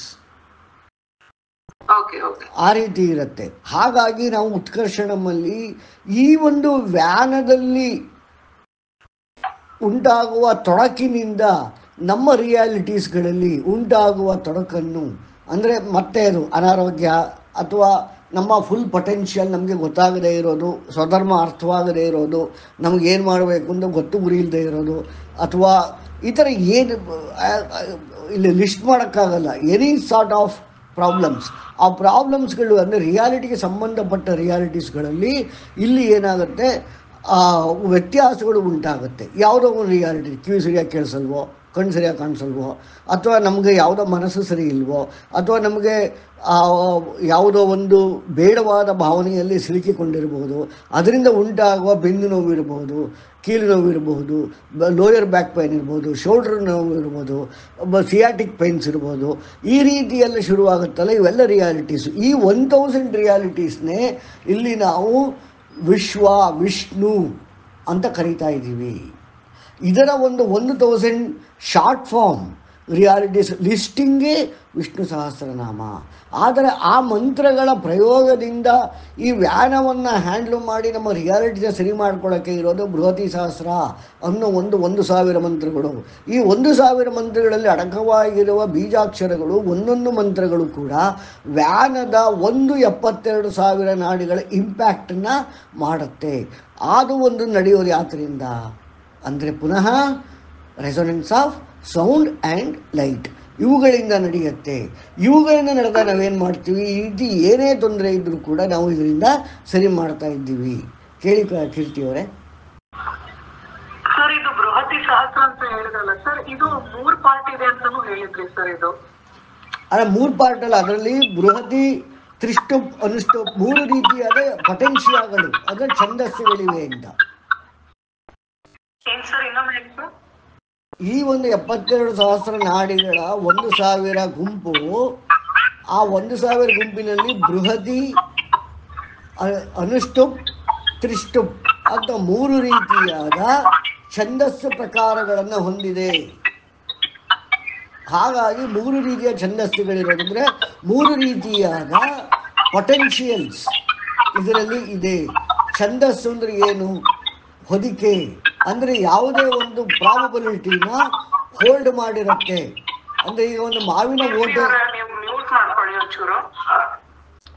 ನಾವು ಯಾವುದೇ ಒಂದು ಈಗ ಒಂದು ಬೀಜವನ್ನು, ಈಗ ಒಂದು ಮಾವಿನ ಓಟೆ ತೊಗೊಂಡ್ರೆ ಅದು ಒಳಗಡೆ ಅದು ಎಷ್ಟು ದೊಡ್ಡ ಮರ ಬೇಕು, ಎಷ್ಟು ಕೊಂಬೆ ಬಿಡಬೇಕು, ಎಷ್ಟು ಎಲೆ ಬಿಡಬೇಕು, ಎಷ್ಟು ಆಹಾರ ಕೊಡಬೇಕು, ಈ ರೀತಿಯ ಎಲ್ಲ ಒಂದು ಇನ್ಫಾರ್ಮೇಷನ್ನು ಕೂಡ ಅದ್ರ ಒಳಗಡೆ ಇರುತ್ತೆ. ಅದೇ ರೀತಿಯಾಗಿ ಇಲ್ಲಿ ಏನಾಗುತ್ತೆ, ವ್ಯಾನದಲ್ಲಿ ಸಕಲವೂ ಇರುತ್ತೆ. ಆದರೆ ಆ ಡಾಟಾ ಬೇಸ್ ಪ್ರಾಬ್ಲಮ್ ಆದಾಗ ಏನಾಗುತ್ತೆ, ಎರರ್ ಬಂದಾಗ ಇಲ್ಲಿ ಪ್ರಾಬ್ಲಮ್ ಆಗುತ್ತೆ. ಎರರ್ ಹೇಗೆ ಬರುತ್ತೆ ಅನ್ನೋದಕ್ಕಿಂತ ಆ ಒಂದು ಕೀರ್ತಿಯವರು ಕೇಳಿದ ಪ್ರಕಾರದಲ್ಲಿ ತ್ರಿಷ್ಟುಪ್, ಅನುಷ್ಟುಪ್, ಬೃಹತಿ ಅನ್ನೋ 3 ರೀತಿಯಾದ ಪೊಟೆನ್ಷಿಯಲ್ಸ್ ಆರ್ ಎನ್ಕ್ಯಾಪ್ಸುಲೇಟೆಡ್ ಇನ್ 1000 ಮಂತ್ರಾಸ್. ಅರ್ಥ ಆಗ್ತಿದೆಯಾ ಕೀರ್ತಿಯವರೇ? ಆ ಒಂದು ರೀತಿಯಿಂದ ನಾವು 3 ರೀತಿಯಾದ ಪೊಟೆನ್ಷಿಯಲ್ಗಳನ್ನು ಈ 1000 ರಿಯಾಲಿಟೀಸ್ನ ಹ್ಯಾಂಡಲ್ ಮಾಡೋದಕ್ಕೆ ಉಪಯೋಗಿಸ್ತೀವಿ. ಇದು ಅರ್ಥ ಇದೆ ಕುಲಕರ್ಣಿ ಅವರೇ? ಇದು ಒಂದು ದೊಡ್ಡ ಪ್ರೋಸೆಸ್ ಅಲ್ವಾ ಸರ್? ಇದು ಈಗ ನಾರ್ಮಲ್ ಅಂದ್ರೆ ನೀವು ಅದು ಮಾಡಿರೋದ್ರಿಂದ ಹೆಲ್ಪ್ ಆಗುತ್ತೆ, ಬಟ್ ನಾವೇ ಓನ್ ಮಾಡ್ಕೋಬೇಕು ಅಂದ್ರೆ ಇದು ಕಷ್ಟ ಆಗುತ್ತೆ. ಕಷ್ಟ, ಹೌದು, ಕಷ್ಟಪಡೋದು ಯಾವುದೂ ಇಲ್ಲ. ನಿಮಗೆ ನೀವು ಆ ಮಂತ್ರ, ನಾನು ಸಾಯಂಕಾಲ ಹೇಳ್ಕೊಡ್ತಿರುವ ಆ ಬೃಹತಿ ಸಹಸ್ರ ಮಂತ್ರಗಳು, ಆ ಮಂತ್ರಗಳು ನೀವು ಕಲಿತಾ ಇದ್ದೀರಾ, ಪುಸ್ತಕ ಇಟ್ಕೊಂಡಿದ್ದೀರಾ. ಅದರಲ್ಲಿ ಮೊನ್ನೆ ಆನಂದ್ ಅವರು ಕೇಳಿದ್ರು, ಅದರಲ್ಲಿ ಬೀಜಾಕ್ಷರಗಳು ಯಾಕಿದೆ ಅಂತಂತ. ಈ ಒಂದು ಅನುಷ್ಠಾನ ಮಾಡೋದಕ್ಕೆ ಬೀಜಾಕ್ಷರಗಳು ಅದರಲ್ಲಿ ಇಟ್ಟಿರೋದು. ಓಕೆ, ಇದು ಆಗೋದಿಲ್ಲ, ಮಾಡೋದಕ್ಕಾಗೋದಿಲ್ಲ. ಅದಕ್ಕೆ ತುಂಬ ಜ್ಞಾನ ಬೇಕು, ಮತ್ತು ಸಹನೆ ಬೇಕು, ತಾಳ್ಮೆ ಬೇಕು, ಅನುಷ್ಠಾನ ಮಾಡುವಂತಹ ಸಮಯ ಬೇಕು. ಆದರೆ ಇವತ್ತಿನ ಈ ಒಂದು ಜಗತ್ತಿನ ವಿಚಾರದಲ್ಲಿ ನಾವು ಮಾಡುತ್ತಿರುವ ಸಂಸಾರದಲ್ಲಿ ಇಲ್ಲಿ ಆಗ್ತಾ ಇಲ್ಲ ಅನ್ನೋದಕ್ಕೋಸ್ಕರ ನಾವೇನು ಮಾಡ್ತಾಯಿದ್ದೀವಿ, ಅದನ್ನು ನಾವು ಮತ್ತೆ ಅದನ್ನು ಕೆಲವೆಲ್ಲ ರೆಸೊನೆನ್ಸ್ ಆಫ್ ಸೌಂಡ್ ಆ್ಯಂಡ್ ಲೈಟ್ಗೆ ಕನ್ವರ್ಟ್ ಮಾಡಿ ಅದನ್ನು ನಾವು ಟ್ರೀಟ್ಮೆಂಟ್ ಅಂತ ನಾವು ಮಾಡ್ತಾಯಿದ್ದೀವಿ. ಇಲ್ಲಿ ಇನ್ನೊಂದು ವಿಚಾರ ಏನು ಅಂತಂದರೆ, ಈ ವ್ಯಾನ ನಮ್ಮ ಹೃದಯ ಭಾಗದಿಂದ ಆ ಒಂದು ಮಹತ್ ಅನ್ನೋ ಒಂದು ಪ್ರಿನ್ಸಿಪಲ್ ಒಳಗಡೆ ಇರುವಂತಹ ನಮ್ಮೆಲ್ಲರ ಡಾಟಾ ಬೇಸ್ಗೆ 1 ಸೆಕೆಂಡಿಗೆ 522 ಬಾರಿ ಕನೆಕ್ಟ್ ಆಗುತ್ತೆ. 522 ಬಾರಿ ವಾಪಸ್ಸಾಗುತ್ತೆ. ಅಂದರೆ ರೆಸೊನೆನ್ಸ್ ಆಗ್ತಾ ಇರುತ್ತೆ, ಆಸಿಲೇಟ್ ಆಗ್ತಾ ಇರುತ್ತೆ. ನಾವು ಕೊಡುವ ಈ ಟ್ರೀಟ್ಮೆಂಟಿನಲ್ಲಿ ಉತ್ಕರ್ಷಣದಲ್ಲಿ ಏನಾಗುತ್ತೆ, ಇಲ್ಲಿ ಒಂದು resonance of sound and light ಕೊಡೋದ್ರಿಂದ ಈ ಹೃದಯದ ಅನಾಹತ ಚಕ್ರದಿಂದ ವ್ಯಾನದ ಸಹಾಯದಿಂದ ಟ್ರಾನ್ಸ್ಮಿಟ್ ಆ್ಯಂಡ್ ರಿಸೀವಿಂಗ್ ಆಗೋ ಕಡೆಯಲ್ಲಿ ನಾವು ಎರರ್ಗಳನ್ನು, ಆ ಡಾಟಾ ಬೇಸನ್ನು ನಾವು ಸರಿ ಮಾಡುವುದರಿಂದ ಅವರವರ ಸ್ವಧರ್ಮಕ್ಕೆ ತಕ್ಕ ಬೆಲೆಗಳು ಅಲ್ಲಿ ಬರುವುದರಿಂದ ಏನಾಗುತ್ತೆ, ಆ ಒಂದು ಬೆಲೆ ಅಂದರೆ ಡಾಟಾ, ಆ ಒಂದು ಬ್ಲೂ ಪ್ರಿಂಟ್ ಅವರವರ ಬ್ಲೂ ಪ್ರಿಂಟಿಗೆ ಟ್ರಾನ್ಸ್ಮಿಟ್ ಆಗಿ ಮತ್ತು ಆ ಒಂದು ವಾಪಸ್ಸು ಬರಬೇಕಾದ್ರೆ ಆ ಒಂದು ಪರ್ಫೆಕ್ಟ್ ಡಾಟಾ ಬೇಸನ್ನು ಹಿಂತಿರುಗುವುದರಿಂದ ಏನಾಗುತ್ತೆ, ಇಲ್ಲಿ ಅವರಲ್ಲಿರುವ ವ್ಯಾಧಿಗಳು, ಇದರಲ್ಲಿ ಉದಾಹರಣೆ ಅಂತಂದರೆ ವ್ಯಾಧಿಗಳು ಫಿಕ್ಸ್ ಆಗುತ್ತೆ ಮಿರಾಕಲ್ ಟೈಪಲ್ಲಿ. ಇದರಲ್ಲಿ ಪ್ರಮೀಳಾ ಅವರು ನೋಡಿದ್ದಾರೆ, ಪ್ರಫುಲ್ಲತಾ ಅವರು ನೋಡಿದ್ದಾರೆ, ಸುಮತಿಯವರು ನೋಡಿದ್ದಾರೆ, ಲೈವ್ ಎಕ್ಸಾಂಪಲ್ಸ್ ಇಲ್ಲೇ ಇದ್ದಾರೆ, ಸುಧಾ ಅವ್ರಿಗೂ ಗೊತ್ತಿದೆ. ಅವ್ರಿಗೆ ಒಂದು ಮಿರಾಕಲ್ ಟೈಪಲ್ಲಿ ಕೆಲವು ಪ್ರಾಬ್ಲಮ್ಸ್ಗಳು ಸಾಲ್ವ್ ಆಗಿದೆ. ಯಾರಿಗಾರು ಅನುಮಾನ ಇದ್ದರೆ ನೀವುಗಳೇ ಅವರನ್ನು ಪ್ರಶ್ನೆ ಕೇಳಿ ತಿಳ್ಕೋಬಹುದು. ಯಾರಿಗಾರು ಪ್ರಶ್ನೆ ಕೇಳೋದಿದೆಯಾ, ಇದು ಹೇಗೆ ವರ್ಕೌಟ್ ಆಗಿದೆ ಅವ್ರಿಗೆ ಅಂತಂತ? ಇದರಲ್ಲಿ ಸೀಕ್ರೆಟ್ ಏನೂ ಇಲ್ಲ. Vyana, I am handling vyana ಅಂದರೆ ಎರರ್ ಇರುವಂಥ ರಿಯಾಲಿಟಿನ ನಾವು perfect level in the sense there is no analytical definition for perfection. I am telling the perfection according to their own swadharma. ಅಂದರೆ ನೋವು ಅನ್ನೋದು ಅವರ ಒಂದು ಸ್ವಧರ್ಮದಲ್ಲಿ ಉಂಟಾಗುವ ಎರರ್. ಅವರಿಗೆ ನೋವಿಲ್ಲ ಅನ್ನೋದು ಅವರ ಒಂದು ನಾರ್ಮಲ್ಸಿ, ಆದರೆ ಅವರ ನಾರ್ಮಲ್ಸಿ ಮತ್ತೊಬ್ಬರಿಗೆ ನಾರ್ಮಲ್ಸಿ ನೋವು ಉಂಟಾಗಬಹುದು. ಹಾಗಾಗಿ ಇಲ್ಲಿ ಅನಾಲಿಟಿಕಲ್ಲಾಗಿ ಹೇಳಕ್ಕೆ ಬರೋದಿಲ್ಲ. ಈ ರೀತಿಯಾಗಿ ವ್ಯಾನವನ್ನು ಹ್ಯಾಂಡ್ಲ್ ಮಾಡಿದ್ರೆ ನಾವು ಈ ಪ್ರಶ್ನೋಪನಿಷತ್ತು ತಿಳ್ಕೊಬಹುದಾಗಿರೋದೇನು, ಈ ಒಂದು ನಾವು ವ್ಯಾನವನ್ನು ಹ್ಯಾಂಡ್ಲ್ ಮಾಡಿದರೆ ನಾವು ಏನಾಗುತ್ತೆ, ನಮ್ಮ ರಿಯಾಲಿಟೀಸ್ಗಳನ್ನು ಹ್ಯಾಂಡ್ಲ್ ಮಾಡ್ಕೋಬೋದಾಗತ್ತೆ. ಅದಕ್ಕೆ ಹೇಳ್ತಾರೆ ಸುಷುಮ್ನಾ ನಾಡಿಯಿಂದ ನೋಡಿ, ಇದು ತಂತ್ರದ ಭಾಗ. ಈಗ ಮುಂದಕ್ಕೆ ಹೇಳ್ತಾ ಇರೋದು ತಂತ್ರದ ಭಾಗ. ಈ ಒಂದು 101 ನಾಡಿಗಳು, ನಮ್ಮ ಹೃದಯದಲ್ಲಿರುವ 101 ನಾಡಿಗಳನ್ನು ನಾವು ಊರ್ಧ್ವಗಾಮಿಯಾಗಿ ಅಂದರೆ ಸುಷುಮ್ನಾ ನಾಡಿಯಿಂದ ಮೇಲಕ್ಕೆ ತೆಗೆದುಕೊಂಡು ಹೋದರೆ ಪುಣ್ಯದಿಂದ ಪುಣ್ಯಲೋಕಕ್ಕೂ, ಪಾಪದಿಂದ ನರಕಕ್ಕೂ, ಪಾಪ ಪುಣ್ಯಗಳು ಎರಡರಿಂದ ಮನುಷ್ಯ ಲೋಕಕ್ಕೂ ನಾವು ಟ್ರಾನ್ಸ್ಮಿಟ್ ಆಗಬಹುದು. ಅಂದರೆ ಶಾಸ್ತ್ರವಿಹಿತವಾದ ಕರ್ಮದಿಂದ, ಅಂದರೆ ಶಾಸ್ತ್ರಕ್ಕೆ ಸರಿಯಾಗಿರುವ ಕರ್ಮದಿಂದ, ಶಾಸ್ತ್ರಕ್ಕೆ ವಿರುದ್ಧವಾಗಿರುವ ಕರ್ಮ ಅಂದರೆ ಶಾಸ್ತ್ರಕ್ಕೆ ಸರಿಯಾಗಿರುವ ಕರ್ಮವೇ ಪುಣ್ಯ, ಶಾಸ್ತ್ರಕ್ಕೆ ವಿರುದ್ಧವಾಗಿರುವ ಕರ್ಮವೇ ಪಾಪ. ಮತ್ತು ನಾವು ಈ ಪಾಪ ಮತ್ತು ಪುಣ್ಯಗಳ ಎರಡರಿಂದ ನಾವು ಹುಟ್ಟುತ್ತೀವಲ್ಲ, ಅದನ್ನು ನಾವು ಇಲ್ಲಿ ಹೇಗೆ ಹ್ಯಾಂಡ್ಲ್ ಮಾಡ್ಕೋಬೋದು ಅಂದರೆ ನಮ್ಮ ಪುನರ್ಜನ್ಮವನ್ನು PDSR ಕ್ಲಾಸಿಗೆ ಬಂದಿರೋರಿಗೆ ಗೊತ್ತಿರುತ್ತೆ, ಅಥವಾ ಆ ಪುಸ್ತಕ ಓದಿದ್ರೆ ಅರ್ಥವಾಗುತ್ತೆ. ನಮ್ಮ ಮುಂದಿನ ಜನ್ಮ ಪುನರ್ಜನ್ಮ ಆಗಬೇಕಾದ್ರೆ ನಮ್ಮ ಕೈಯಲ್ಲೇ ಎಲ್ಲವೂ ಇದೆ. ಕೇಳಿ ಕೀರ್ತಿ ಅವರೇ. ಸರ್, ಇದು ನೀವು ಏನು ಪ್ರಾಣ ಅನ್ನೋದು ಸಂಕಲ್ಪ ಮತ್ತು ಕರ್ಮದಿಂದ ಅಂತ ಹೇಳಿದ್ರಲ್ಲ ಸರ್. ಆಮೇಲೆ ಲಾಸ್ಟ್ ಟೈಮ್ ಕ್ಲಾಸ್ ಅಲ್ಲಿ ಹೇಳಿದ್ರಿ ಶಾಪಿಂಗ್ ಮಾಡ್ತೀವಿ ನಾವು, ಅಂದ್ರೆ ಆತ್ಮ ಶಾಪಿಂಗ್ ಮಾಡುತ್ತೆ, ಇದು ಬೇಕು ಎಕ್ಸ್ಪೀರಿಯನ್ಸ್ ಮಾಡ್ಬೇಕು ಅಂತ. ಅದು ಶಾಪಿಂಗ್ ಮಾಡೋದು ಜೀವಾತ್ಮವನ್ನ. ಹಾ ಸರ್, ಜೀವಾತ್ಮವನ್ನ ಮಾಡುತ್ತೆ. ಆದ್ರೆ ನನ್ ಕ್ವಶನ್ ಏನಂದ್ರೆ, ನಾವು ಇಲ್ಲಿ ಬರೋದು ಲೆಸನ್ ಕಲಿಯಕ್ಕೆ ಅನ್ನೋ ಒಂದು ಕನ್ಫ್ಯೂಷನ್ ನನ್ಗೆ ಆಗ್ತಿದೆ ಸರ್. ಲೆಸನ್ ಕಲಿಯೋಕ್ಕಲ್ಲ ಬರೋದು, ನಿಮ್ಮ ಆತ್ಮವು ಟು ಗೇನ್ ದ ಎಕ್ಸ್ಪೀರಿಯನ್ಸ್. ಈಗ ನೀವು ಕೀರ್ತಿಯಾಗಿ ಈಗ ಇದ್ದೀರಿ. ನೀವು ಕೀರ್ತಿಯಾಗಿ ಇರುವುದು ಕಾರಣ ಏನು ಅಂದರೆ, ನಿಮ್ಮ ಆತ್ಮ ಈ ಒಂದು ಕೀರ್ತಿ ಎನ್ನುವ ಒಂದು ಜೀವಾತ್ಮದ ಕರ್ಮವಾದ ಮೂಟೆಯನ್ನು ಹೊತ್ತುಕೊಂಡು ಅದನ್ನು ಉಪಯೋಗಿಸಿಕೊಂಡು ತಾನು ಕೀರ್ತಿಯಾಗಿ ಈ ಪರ್ಸನಾಲಿಟಿಯ ಒಂದು ಅನುಭವವನ್ನು ತೆಗೆದುಕೊಳ್ತಾ ಇದೆ. ಹೇಳಿ. ಇಲ್ಲಿ ಕರ್ಮ ಹೇಗೆ ಇದಾಗುತ್ತೆ ಸರ್?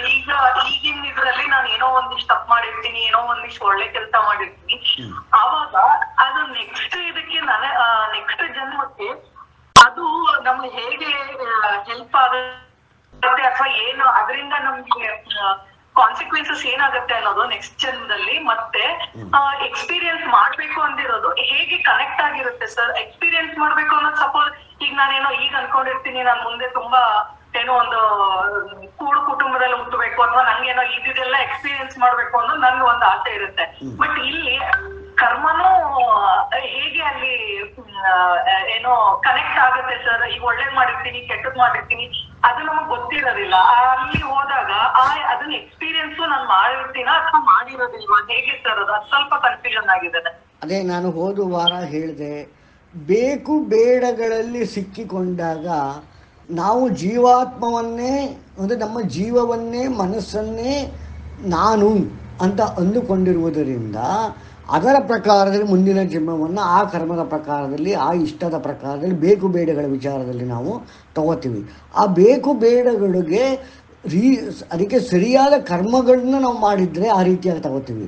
ಆದರೆ ಯಾವ ಕ್ಷಣದಲ್ಲಿ ನಾನು ಇದು ಯಾವುದೂ ಅಲ್ಲ, ನಾನು ಆತ್ಮ ಅಂದಾಗ, ಯಾವುದೇ ಬೇಕು ಬೇಡಗಳಿಗೆ ಒಳಗಾಗದಿದ್ದಾಗ ನಾವು ಕರ್ಮ ಬಾಧೆಯಿಂದ ಆಚೆ ಬರ್ತೀವಿ. ಅಲ್ಲಿವರೆಗೂ ನಾವು ಕರ್ಮದಲ್ಲಿ ನಾವು ಏನು ಕರ್ಮ ಮಾಡ್ತಾ ಇದ್ದೀವಿ, ನಮ್ಮ ಏನು ಅನುಭವಗಳಾಗ್ತಾ ಇದೆ ಅದೇ ಸತ್ಯ. ಮತ್ತು ಬೇಕು ಬೇಡಗಳ ಗೊಂಚಲು ಏನಿದೆ, ಆ ಬೇಕು ಬೇಡಗಳ ಗೊಂಚಲು ಅದು ನಂದು ಅಂತ ಇದೆ.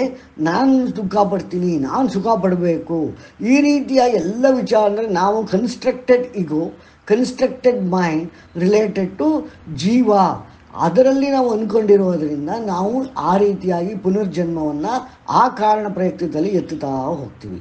ಆದರೆ ಆತ್ಮವೇ ನಾವಾದಾಗ, ನನಗೆ ಯಾರಿಗೆ ಆತ್ಮಜ್ಞಾನ ಉಂಟಾಗುತ್ತೆ, ನಾನು ಯಾವುದೂ ಅಲ್ಲ ನಾನು ಆತ್ಮ ಅಂದಾಗ ಅವನಿಗೆ ಇಮ್ಮಿಡಿಯೇಟಾಗಿ ಅಥವಾ ಅವಳಿಗೆ ಇಮ್ಮಿಡಿಯೇಟಾಗಿ ಈ ಒಂದು ಕರ್ಮದಿಂದ ಜೀವ ನಾನಲ್ಲ, ಕರ್ಮ ನಾನಲ್ಲ, ಮನಸ್ಸು ನಾನಲ್ಲ, ಬೇಕು ಬೇಡಗಳು ನನಗಲ್ಲ, ಈ ರೀತಿಯಾಗಿ ಯಾವಾಗ ಬರುತ್ತೆ, ಆ ಬರಬೇಕಾದ್ರೆ ಆತ್ಮಕ್ಕೆ ಒಂದು ಸ್ಯಾಟಿಸ್ಫ್ಯಾಕ್ಷನ್ ಆಗಿರಬೇಕು. ಅಂದರೆ ಅನುಭವಗಳು ಎಲ್ಲ ಆಗಿದ್ದಾಗದು ಈ ಕನ್ಕ್ಲೂಷನ್ಗೆ ಬಂದಾಗ ಈ ಒಂದು ಜನ್ಮಾಂತರದ ಮುಕ್ತಿಯಿಂದ ನಾವು ಪಡಿಬಹುದಾಗಿದೆ. ಸರ್ ಅದಾಯ್ತು ಸರ್. ಬಟ್ ಈಗ ನಾವು ಒಳ್ಳೆ ಕೆಲಸ ಕೆಟ್ಟ ಕೆಲಸ ಮಾಡಿರೋದು ಆ ಮುಂದಿನ ಜನ್ಮದಲ್ಲಿ ಅದು ಹೆಂಗ್ ಇಂಪ್ಯಾಕ್ಟ್ ಆಗುತ್ತೆ ಅದು ನಮ್ಗೆ. ಈಗ ನಾವು ಏನಾರ ಬೇಕು ಅಂದ್ರೆ ಎಲ್ಲ ಒಳ್ಳೇದೇ ಆಗಿರ್ಬೇಕು ಅನ್ನೋದನ್ನೇ ಕೇಳ್ಕೊಂಡು, ಅಲ್ಲ ಅದನ್ನೇ ನಿಮ್ಮ ವಾಟ್ ಯು ಆರ್ ಆಪ್ಟಿಂಗ್, ನೀವು ಯಾವುದನ್ನ ಆಪ್ಟ್ ಮಾಡ್ತಾ ಇದ್ದೀರಾ ಅದು ಸಂಭವಿಸುತ್ತೆ.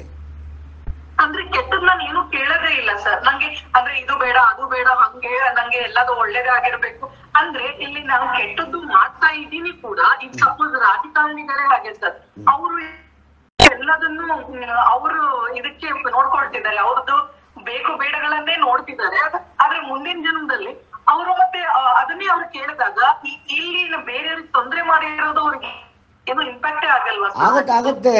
ಅದನ್ನೇ ಹೇಳ್ತಾ ಇರೋದು ವ್ಯಾನ ಅಂತ ನಾನು ಏನು ಹೇಳಿದೆ, ಅದು ಶಾಸ್ತ್ರಕ್ಕೆ ಬದ್ಧವಾದ ಕರ್ಮ, ಶಾಸ್ತ್ರಕ್ಕೆ ವಿರುದ್ಧವಾಗಿರುವ ಕರ್ಮ, ಈ ಎರಡು ಕರ್ಮಗಳ ಅನುಷ್ಠಾನದಿಂದನೇ ಮುಂದಿನ ಜನ್ಮದ ಪ್ರಾಪ್ತಿ. ಈಗ ಸುಮ್ಮನೆ ಬೇಕು ಬೇಡ ಅಂದರೆ ಅಷ್ಟಕ್ಕೆ ನಮ್ಮ ವಿಚಾರಗಳು ನಡೆಯೋದಿಲ್ಲ. ಅದಕ್ಕೆ ಅನುಕೂಲಕರವಾದ ಕರ್ಮ ಇದೆಯಾ, ಇದರ ಮೇಲೆ ಡಿಪೆಂಡ್ ಆಗುತ್ತೆ. ನಿಮ್ಗೆ ಅರ್ಥ ಆಯ್ತಾ ಕೀರ್ತಿ ಅವರೇ? ಅಥವಾ ನಾವು ಇನ್ನೊಂದ್ಸರಿ ರೀಫ್ರೇಮ್ ಮಾಡಿ ಕ್ವಶನ್. ಅದೇ ಸರ್, ಅಂದ್ರೆ ಈಗ ಇಲ್ಲಿ ನಾನು ಬೇಡ್ಕೊಳ್ಳೋದು ಎಲ್ಲ ನನಗ್ ಬೇಕು ಅನ್ನೋದನ್ನೇ ಬೇಡ್ಕೊಂಡಿರ್ತೀನಿ. ಆದ್ರೆ ನನ್ನ ಕರ್ಮಗಳು ಕೆಲವೊಂದು ನಾನು ತುಂಬಾ ಒಳ್ಳೆ ಕೆಲ್ಸನೂ ಮಾಡಿರೋದಿಲ್ಲ. ಅದೇ ಎಕ್ಸಾಂಪಲ್ ರಾಜಕಾರಣಿದೆ ಅಂತಾನೆ ತಗೊಂಡ್ರೆ, ಅವರು ತುಂಬಾ ಜನಕ್ಕೆ ಹರ್ಟ್ ಮಾಡಿರ್ತಾರೆ, ತುಂಬಾ ಜನಕ್ಕೆ ಏನೇನೋ ತಗೊಂಡಿರ್ತಾರೆ, ಎಷ್ಟೋ ಜನ ಫ್ಯಾಮಿಲಿನ ಹಾಳು ಮಾಡಿ ಅವರು ಏನೋ ಅವ್ರದ್ದು ಆಸೆಗಳನ್ನ ಈಡೇರಿಸ್ಕೊಂಡಿರ್ತಾರೆ. ಬಟ್ ನೆಕ್ಸ್ಟ್ ಜನ್ಮದಲ್ಲೂ ಅವ್ರಿಗೆ ಹಿಂಗೆ ಒಳ್ಳೇದು ಹಿಂಗೆ ಆಗ್ಬೇಕಪ್ಪ, ನನ್ ನೆಕ್ಸ್ಟ್ ಜನ್ಮನೂ ನಾನು ಇಷ್ಟು ಒಳ್ಳೆಯವನಾಗಿನೇ ಅಂದ್ರೆ ಈ ರೀತಿ ಅನುಭವಗಳನ್ನೇ ಪಡಿಬೇಕು ಅಂತ ಆದ್ರೆ ಮತ್ತೆ ಈ ಕರ್ಮಗಳನ್ನ ಅವ್ರು ಹೇಗ್ ಅನುಭವಿಸ್ತಾರೆ? ಇಲ್ಲ, ಕರ್ಮಗಳನ್ನ ಅನುಭವಿಸ್ತಾರೆ, ಕೇವಲ ಅನಿಸಿಕೆಗಳಿಂದ ಇಲ್ಲಿ ಮುಂದಕ್ಕೆ ಹೋಗೋದಿಲ್ಲ.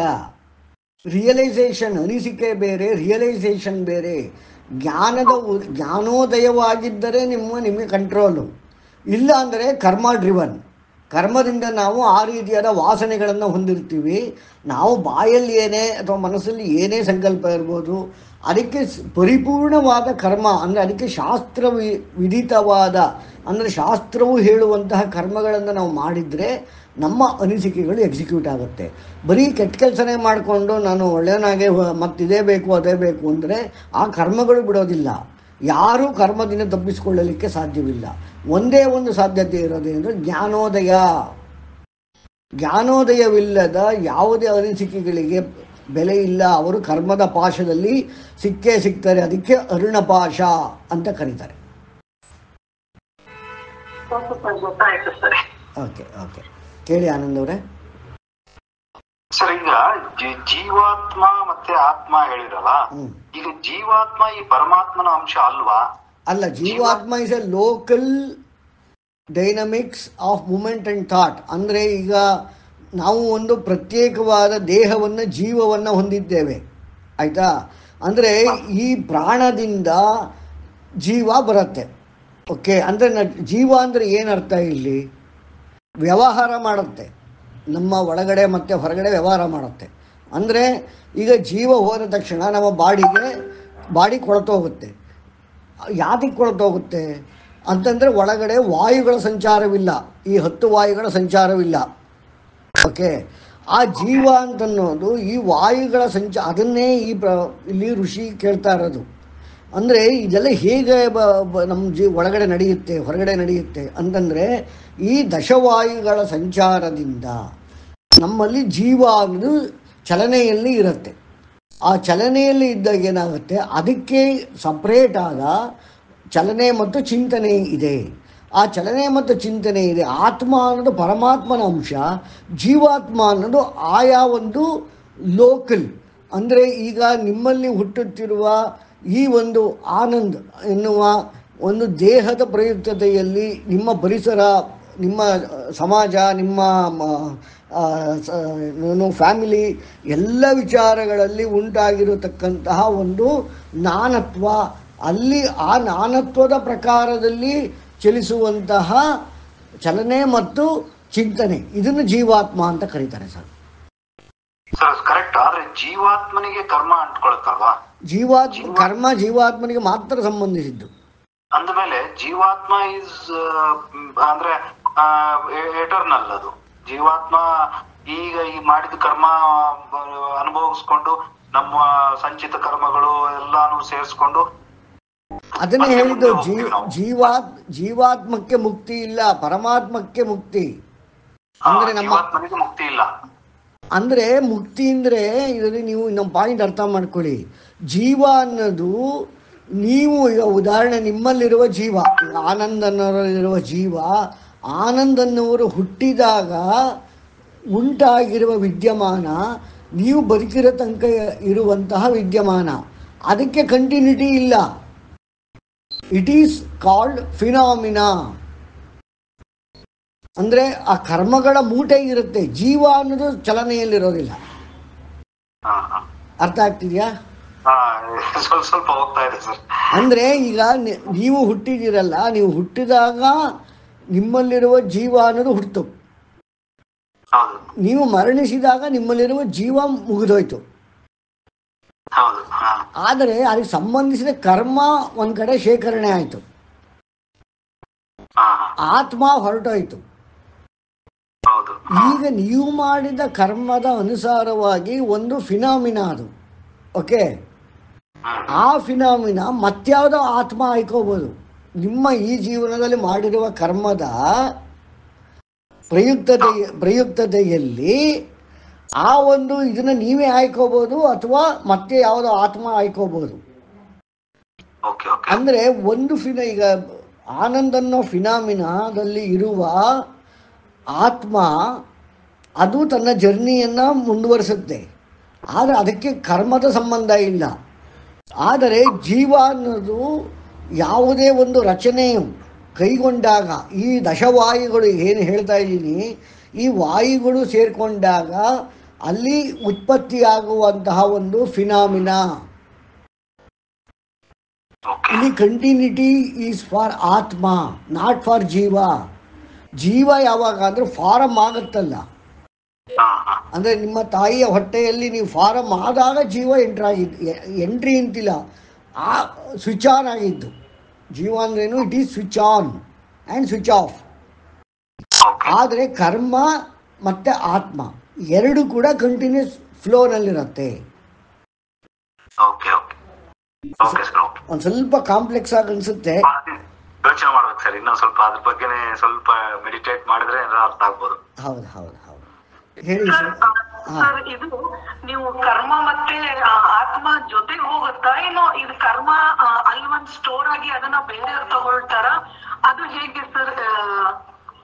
ಏನು ಹೇಳಿ? ಈಗ ನೀವು ಹೇಳಿದ್ರಿ ಕರ್ಮ ಮತ್ತೆ ಆತ್ಮ ಕಂಟಿನ್ಯೂಟಿ ಅದು ಪರ್ಮನೆಂಟ್ ಅಂತ. ಅಂದ್ರೆ ಸಪೋಸ್ ಆನಂದ್ ಅವರು ಅಂತ ಹೇಳಿದ್ರಲ್ಲ ಸರ್, ಅವ್ರದ್ದು ಈಗ ಆ ಕರ್ಮ ಮತ್ತೆ ಅವ್ರದ್ದು ಮುಗಿದ ಮೇಲೆ ಅವರ ಆತ್ಮ ಅದು ಒಂದೇ ಕಡೆ ಚಲಿಸುತ್ತಾ, ಅಥವಾ ಅದು ಇದ್ರದ್ದೇ ಬೇರೆ ಕೆಲಸ ಅದರದ್ದೇ ಬೇರೆ ಕೆಲಸ ಅನ್ನಂಗ ಹೋಗುತ್ತಾ ಸರ್? ಈಗ ಆತ್ಮಕ್ಕೂ ಆ ಕರ್ಮದ ಮೂಟೆಗೂ ಸಂಬಂಧ ಇಲ್ಲ. ಓಕೆ. ಅದಕ್ಕೆ ನೋಡಿ ಹೇಗೆ ಹೇಳೋದು ಅಂದರೆ, ಜೀವ ಅನ್ನೋದು ರಥಿಕ. ಈಗ ಕೀರ್ತಿ ಅಂತ ತಗೊಂಡ್ರೆ, ಕೀರ್ತಿಯವರಲ್ಲಿ ಆತ್ಮ ಅನ್ನೋದು ರಥಿಕ, ಜೀವ ಅನ್ನೋದು ಅಲ್ಲ ಸರಿ, ಜೀವ ಅನ್ನೋದು ರಥಿಕ, ಆತ್ಮ ಅನ್ನೋದು ಸಾರಥಿ. ಇದು ಕರೆಕ್ಟಾಗಿ ಹೇಳ್ತೀನಿ ನೋಡಿ. ಅಂದರೆ ಈಗ ಕೀರ್ತಿಯವರಲ್ಲಿ ಅವರ ಒಂದು ಜೀವನ, ದೇಹ, ಒಟ್ಟಿನಲ್ಲಿ ಅವರ ಒಂದು ಫಿನಾಮಿನ, ಕೀರ್ತಿಯವರ ಈಗಿನ ಒಂದು ವಿದ್ಯಮಾನ ಏನಿದೆ ಹುಟ್ಟಿದಾಗಲಿಂದ ಅದರಲ್ಲಿ ರೈಡ್ ಮಾಡ್ತಾ ಇರೋದು ಜೀವ, ಆದರೆ ಡ್ರೈವ್ ಮಾಡ್ತಾ ಇರೋದು ಆತ್ಮ. ಅದು ಏನು ಮಾಡುತ್ತೆ ಆತ್ಮ, ತನಗೆ ಏನು ಬೇಕು ಅನ್ನೋದ್ರಿಂದ ಈ ನಿಮ್ಮ ದೇಹದಲ್ಲಿ ಆ ಒಂದು ಜೀವವನ್ನು ಹತ್ತಿಸ್ಕೊಳ್ಳುತ್ತೆ. ಅರ್ಥ ಆಗ್ತಿದೆಯಾ? ಈಗ ನೀವು ಹುಟ್ಟಿದ ಅಲ್ಲ, one minute I will clear this first. ನಿಮ್ಮ ದೇಹ ರೂಪುಗೊಂಡಾಗ ಅದರಲ್ಲಿ ಆತ್ಮವು ಸೇರಿಕೊಂಡಾಗ ಆ ಆತ್ಮವು ತನಗೆ ಯಾವ ರೀತಿಯಾದ ಅನುಭವ ಬೇಕು ಅಂದರೆ, ನಿಮ್ಮ ದೇಹ ರಥ ಅಂತ ತಿಳ್ಕೊಳ್ಳಿ. ನಿಮ್ಮ ದೇಹ ರಥವಾಗಿದ್ದರೆ ಆ ರಥದಲ್ಲಿ ಡ್ರೈವರು ಅಂದರೆ ರಥವನ್ನು ನಡೆಸುವವನು ಆತ್ಮ ಸೇರಿಕೊಳ್ತಾನೆ ಮೊದಲು. ಈ ರಥ ಹೇಗೆ ಹೋಗಬೇಕು, ಏನೇನು ಅನುಭವ ತಗೋಬೇಕು, ಯಾವ ಡೈರೆಕ್ಷನಲ್ಲಿ ಹೋಗಬೇಕು ಅನ್ನೋದನ್ನು ಡ್ರೈವಿಂಗ್ ಸೀಟಲ್ಲಿ ಆತ್ಮ ಕೂತಿರ್ತಾನೆ. ಆದರೆ ಅವನ ಇಚ್ಛೆಗೆ, ಆತ್ಮದ ಅನುಭವ ಪಡಬೇಕು ಅನ್ನೋ ಇಚ್ಛೆಯ ಅನುಸಾರವಾಗಿ ಜೀವಾತ್ಮನನ್ನು ಆ ರಥದಲ್ಲಿ ಕೂರಿಸ್ಕೋತಾನೆ, ನಿಮ್ಮ ದೇಹದಲ್ಲಿ ಕೂರಿಸ್ಕೋತಾನೆ. ಅರ್ಥ ಆಯ್ತಾ? ಹಾ ಸರ್, ಇದು ಅರ್ಥ ಆಯ್ತು ಸರ್. ಸರ್ ಇನ್ನೊಂದೇನು ಅಂದ್ರೆ, ಈಗ ಪುನರ್ಜನ್ಮ ಅಂತ ಹೇಳ್ತಾರಲ್ಲ ಸರ್, ಅಲ್ಲಿ ಆತ್ಮಕ್ಕೆ ಎಷ್ಟೋ ಜನ್ಮದ ನೆನಪುಗಳು ಇದೆ. ಅದರ ಪ್ರಕಾರ ನಮ್ಗೆ ಕೆಲವೊಬ್ಬರ ಬಗ್ಗೆ ಒಂದು ಅಫೆಕ್ಷನ್ ಆಗ್ಲಿ, ಅದು ಇದು ಅಂತ ಎಲ್ಲ ಹೇಳ್ತಾರೆ. ಮತ್ತು ಅದಕ್ಕೂ ಕಾಂಟ್ರಾಡಿಕ್ಟರಿ ಆಯ್ತಲ್ಲ ಸರ್ ಅದು? ಯಾವ್ದು ಕಾಂಟ್ರಾಡಿಕ್ಟರಿ ಆಯ್ತು ಅಂದ್ರೆ ಈಗ ನೀವ್ ಹೇಳಿರೋದು ಆತ್ಮ ಇದು ಅಂದ್ರೆ ಇದು ಒಂದು, ಈಗ ನನ್ ಕೀರ್ತಿ ಅನ್ನೋಳು ಹುಟ್ಟದೆ ಮತ್ತೆ ಸತ್ತೆ, ಅಲ್ಲಿ ಮುಗಿತು, ಆತ್ಮ ಮತ್ತೆ ಮುಂದೆ ಹೋಯ್ತು ಅದು ಅಂತ. ಬಟ್ ಎಷ್ಟು ಇದು ಈ ಆತ್ಮಕ್ಕೆ ಎಷ್ಟೋ ಜನ್ಮದ ನೆನಪುಗಳು ಇರುತ್ತೆ ಅಂತ, ಮತ್ತೆ ಅದೇನಾಗುತ್ತೆ ಸರ್? ಅದೇ ಆತ್ಮದ ಅನುಭವದ ನೆನಪುಗಳು ಆತ್ಮದಲ್ಲಿರತ್ತೆ. ಆತ್ಮ ಇನ್ನೊಂದು ಯಾವ್ದೋ ಒಂದು ಮತ್ತೆ ಬೇರೆ ಯಾವ್ದೋ ಒಂದು ಜೀವಾತ್ಮಕ್ಕೆ ಅಂದ್ರೆ ಹೋಯ್ತು ಅಂದ್ರೆ ಅದ್ರದ್ದು ಎಲ್ಲಾ ನೆನಪುಗಳಿರುತ್ತೆ, ಅದ್ರ ಪ್ರಕಾರ ಅದ ಮತ್ತೆ ನಡ್ಕೊಳ್ಳುತ್ತೆ ಅಥವಾ ಗೈಡ್ ಮಾಡುತ್ತೆ, ಹೀಗೇನೇನೋ ಇರುತ್ತಲ್ಲ ಸರ್, ಅದು ಕಂಟಿನ್ಯೂ ಆಗುತ್ತೆ ಅವಾಗ? ಈಗ ನೋಡಿ, ಈಗ ವೆನ್ ಯು ಡೈ ನಾವು ನಿಮ್ಮ ಆತ್ಮ ಮತ್ತೊಂದು ರಥವನ್ನು ಏರುತ್ತೆ. ಅಂದರೆ ಯಾವುದೋ ಒಂದು ಬಾಡಿ ಒಳಗಡೆ, ಅದು ಮನುಷ್ಯನೇ ಅಂತ ಅನ್ಕೋಬೇಡಿ. ಅದಕ್ಕಿನ್ನು ಹದ್ದಾಗೋ, ನಾಯಿಯಾಗೋ, ಸರ್ಪವಾಗೋ, ಅಥವಾ ಯಾವುದೋ ಒಂದು ಯಕ್ಷ, ಕಿನ್ನ, ಕಿಂಪುರುಷ, ಮನುಷ್ಯ, ಯಾವುದೋ ಒಂದು ಬಾಡಿನ ಹೊಕ್ಕೊಳ್ಳುತ್ತೆ. ಅಂದರೆ ನನಗೆ ಈ ರಥ ಬೇಕು, ಅದು ಕಾರನ್ನ ಯಾವ ಮಾಡೆಲ್ ಸೆಲೆಕ್ಟ್ ಮಾಡ್ತೀರಾ ಆ ರೀತಿಯಾಗಿ ನನಗೆ ಈಗ ಈ ಅನುಭವ ಬೇಕು, ಈ ಅನುಭವಕ್ಕೆ ತಕ್ಕನಾದಂತೆ ಈಗ ಹುಲಿಯ ಒಂದು ಅನುಭವ ಬೇಕು, ಹಾಗಾಗಿ ಹುಲಿಯ ದೇಹದಲ್ಲಿ ಹೊಕ್ಕೆ ಅಂತ ಆಗತ್ತೆ. ಆ ಹೊಕ್ಕಿದಾಗ ಆ ಹುಲಿ ಡ್ರೈವ್ ಮಾಡಬೇಕಾದ್ರೆ ಅದಕ್ಕೆ ಬೇಕಾಗಿರುವ ಕರ್ಮ ಬೇಕಾಗತ್ತೆ ಆ ಆತ್ಮಕ್ಕೆ. ಆವಾಗ ಅದಕ್ಕೆ ಸಂಬಂಧಪಟ್ಟ ಜೀವವನ್ನು ಆ ರಥದಲ್ಲಿ ಅಂದರೆ ಹುಲಿಯ ದೇಹದಲ್ಲಿ ತಾನು ಕೂರಿಸಿಕೊಳ್ಳುತ್ತೆ, ಮುಂದಕ್ಕೆ ಟ್ರಾವೆಲ್ ಮಾಡುತ್ತೆ. ಅಂದರೆ ಆತ್ಮದಲ್ಲಿ ಸಕಲ ಜನ್ಮದ ನೆನಪುಗಳು ಅಲ್ಲಿದ್ದರೆ, ಅಂದರೆ ಅನುಭವ ಪ್ರಯುಕ್ತತೆಯಲ್ಲಿ ಅಲ್ಲಿದ್ದರೆ, ಕೇವಲ ಕರ್ಮಾಧಾರಿತದಲ್ಲಿ ಮಾತ್ರ ಜೀವಾತ್ಮದ ಅಂದರೆ ಆತ್ಮ ತನ್ನ ನಾಟಕವನ್ನು ತಾನೇ ಡೈರೆಕ್ಟ್ ಮಾಡುತ್ತೆ. ಅದಕ್ಕೆ ಬೇಕಾಗಿರುವ ಪಾತ್ರ, ದೇಹ, ಜೀವ ಇವುಗಳನ್ನು ತೆಗೆದುಕೊಳ್ಳುತ್ತೆ. ಅದಕ್ಕೆ ಅನುಕೂಲಕರಕವಾಗಿ ಈ 10 ಪ್ರಾಣಗಳು ಬರುತ್ತೆ. ಅದರ ವ್ಯಾನ ಇದೆಲ್ಲದನ್ನು ನಡೆಸುತ್ತೆ. ಅರ್ಥ ಆಯ್ತಾ ಕೀರ್ತಿಯವರೇ? ಸ್ವಲ್ಪ ಕಾಂಪ್ಲಿಕೇಶನ್ ಅನಿಸ್ತದೆ. ಓಕೆ, ನಿಧಾನಕ್ಕೆ ಯೋಚನೆ ಮಾಡಿ ಹೇಳಿ ಸುಮತಿ ಅವರೇ. ಸರ್ ನನ್ಗೆ ಇದು ಈಗ ನೀವ್ ಹೇಳ್ತಾ ಇರೋದು ಫುಲ್ ಸರಿಯಾಗಿ ಅರ್ಥ ಆಗ್ತಾ ಇಲ್ಲ ಸರ್. ಅದಕ್ಕೆ ನನ್ನ ಕ್ವಶನ್ಸ್ ಸ್ವಲ್ಪ ಕ್ಲಮ್ಸಿಯಾಗೆ ಇರ್ಬೋದು. ಈಗ ನೀವ್ ಹೇಳ್ತಾ ಇದೀರಲ್ವಾ ಸರ್, ಆತ್ಮ ಅನ್ನೋದು ಒಂದು ಸಾರಥಿ ಅಂತ ಅನ್ಬಿಟ್ಟು ಅಂತ ಹೇಳ್ತಾ ಇದೀರಲ್ವಾ? ಹೌದು, ಅಂದ್ರೆ ಡ್ರೈವರ್, ನಿಮ್ ಬಾಡಿ ಡ್ರೈವರ್. ಅಲ್ಲ ಏನ್ ಸರ್, ಬಾಡಿ ಅನ್ನೋದು ಅಲ್ಲ ಅಂತ ಹೇಳಿದ್ರಿ ಅಲ್ವಾ? ಅಂದ್ರೆ ಬಾಡಿ ಅನ್ನೋದು ರಥ, ಆತ್ಮ ಈಸ್ ಸಾರಥಿ. ಸಾರಥಿ, ರಥಿಕಾ ಅಂದ್ರೆ ಅದ್ರೊಳಗಡೆ ಇರೋ ಜೀವ, ಒಂಥರ ಪ್ಯಾಸೆಂಜರ್ ತರ. ಎಕ್ಸಾಕ್ಟ್ಲಿ. ಯಾತಕ್ಕೆ ಇದೇ ರೆಫರೆನ್ಸ್ ಇಟ್ಕೊಂಡು ನಂದು ಕ್ವಶನ್ ಕೇಳ್ತೀನಿ.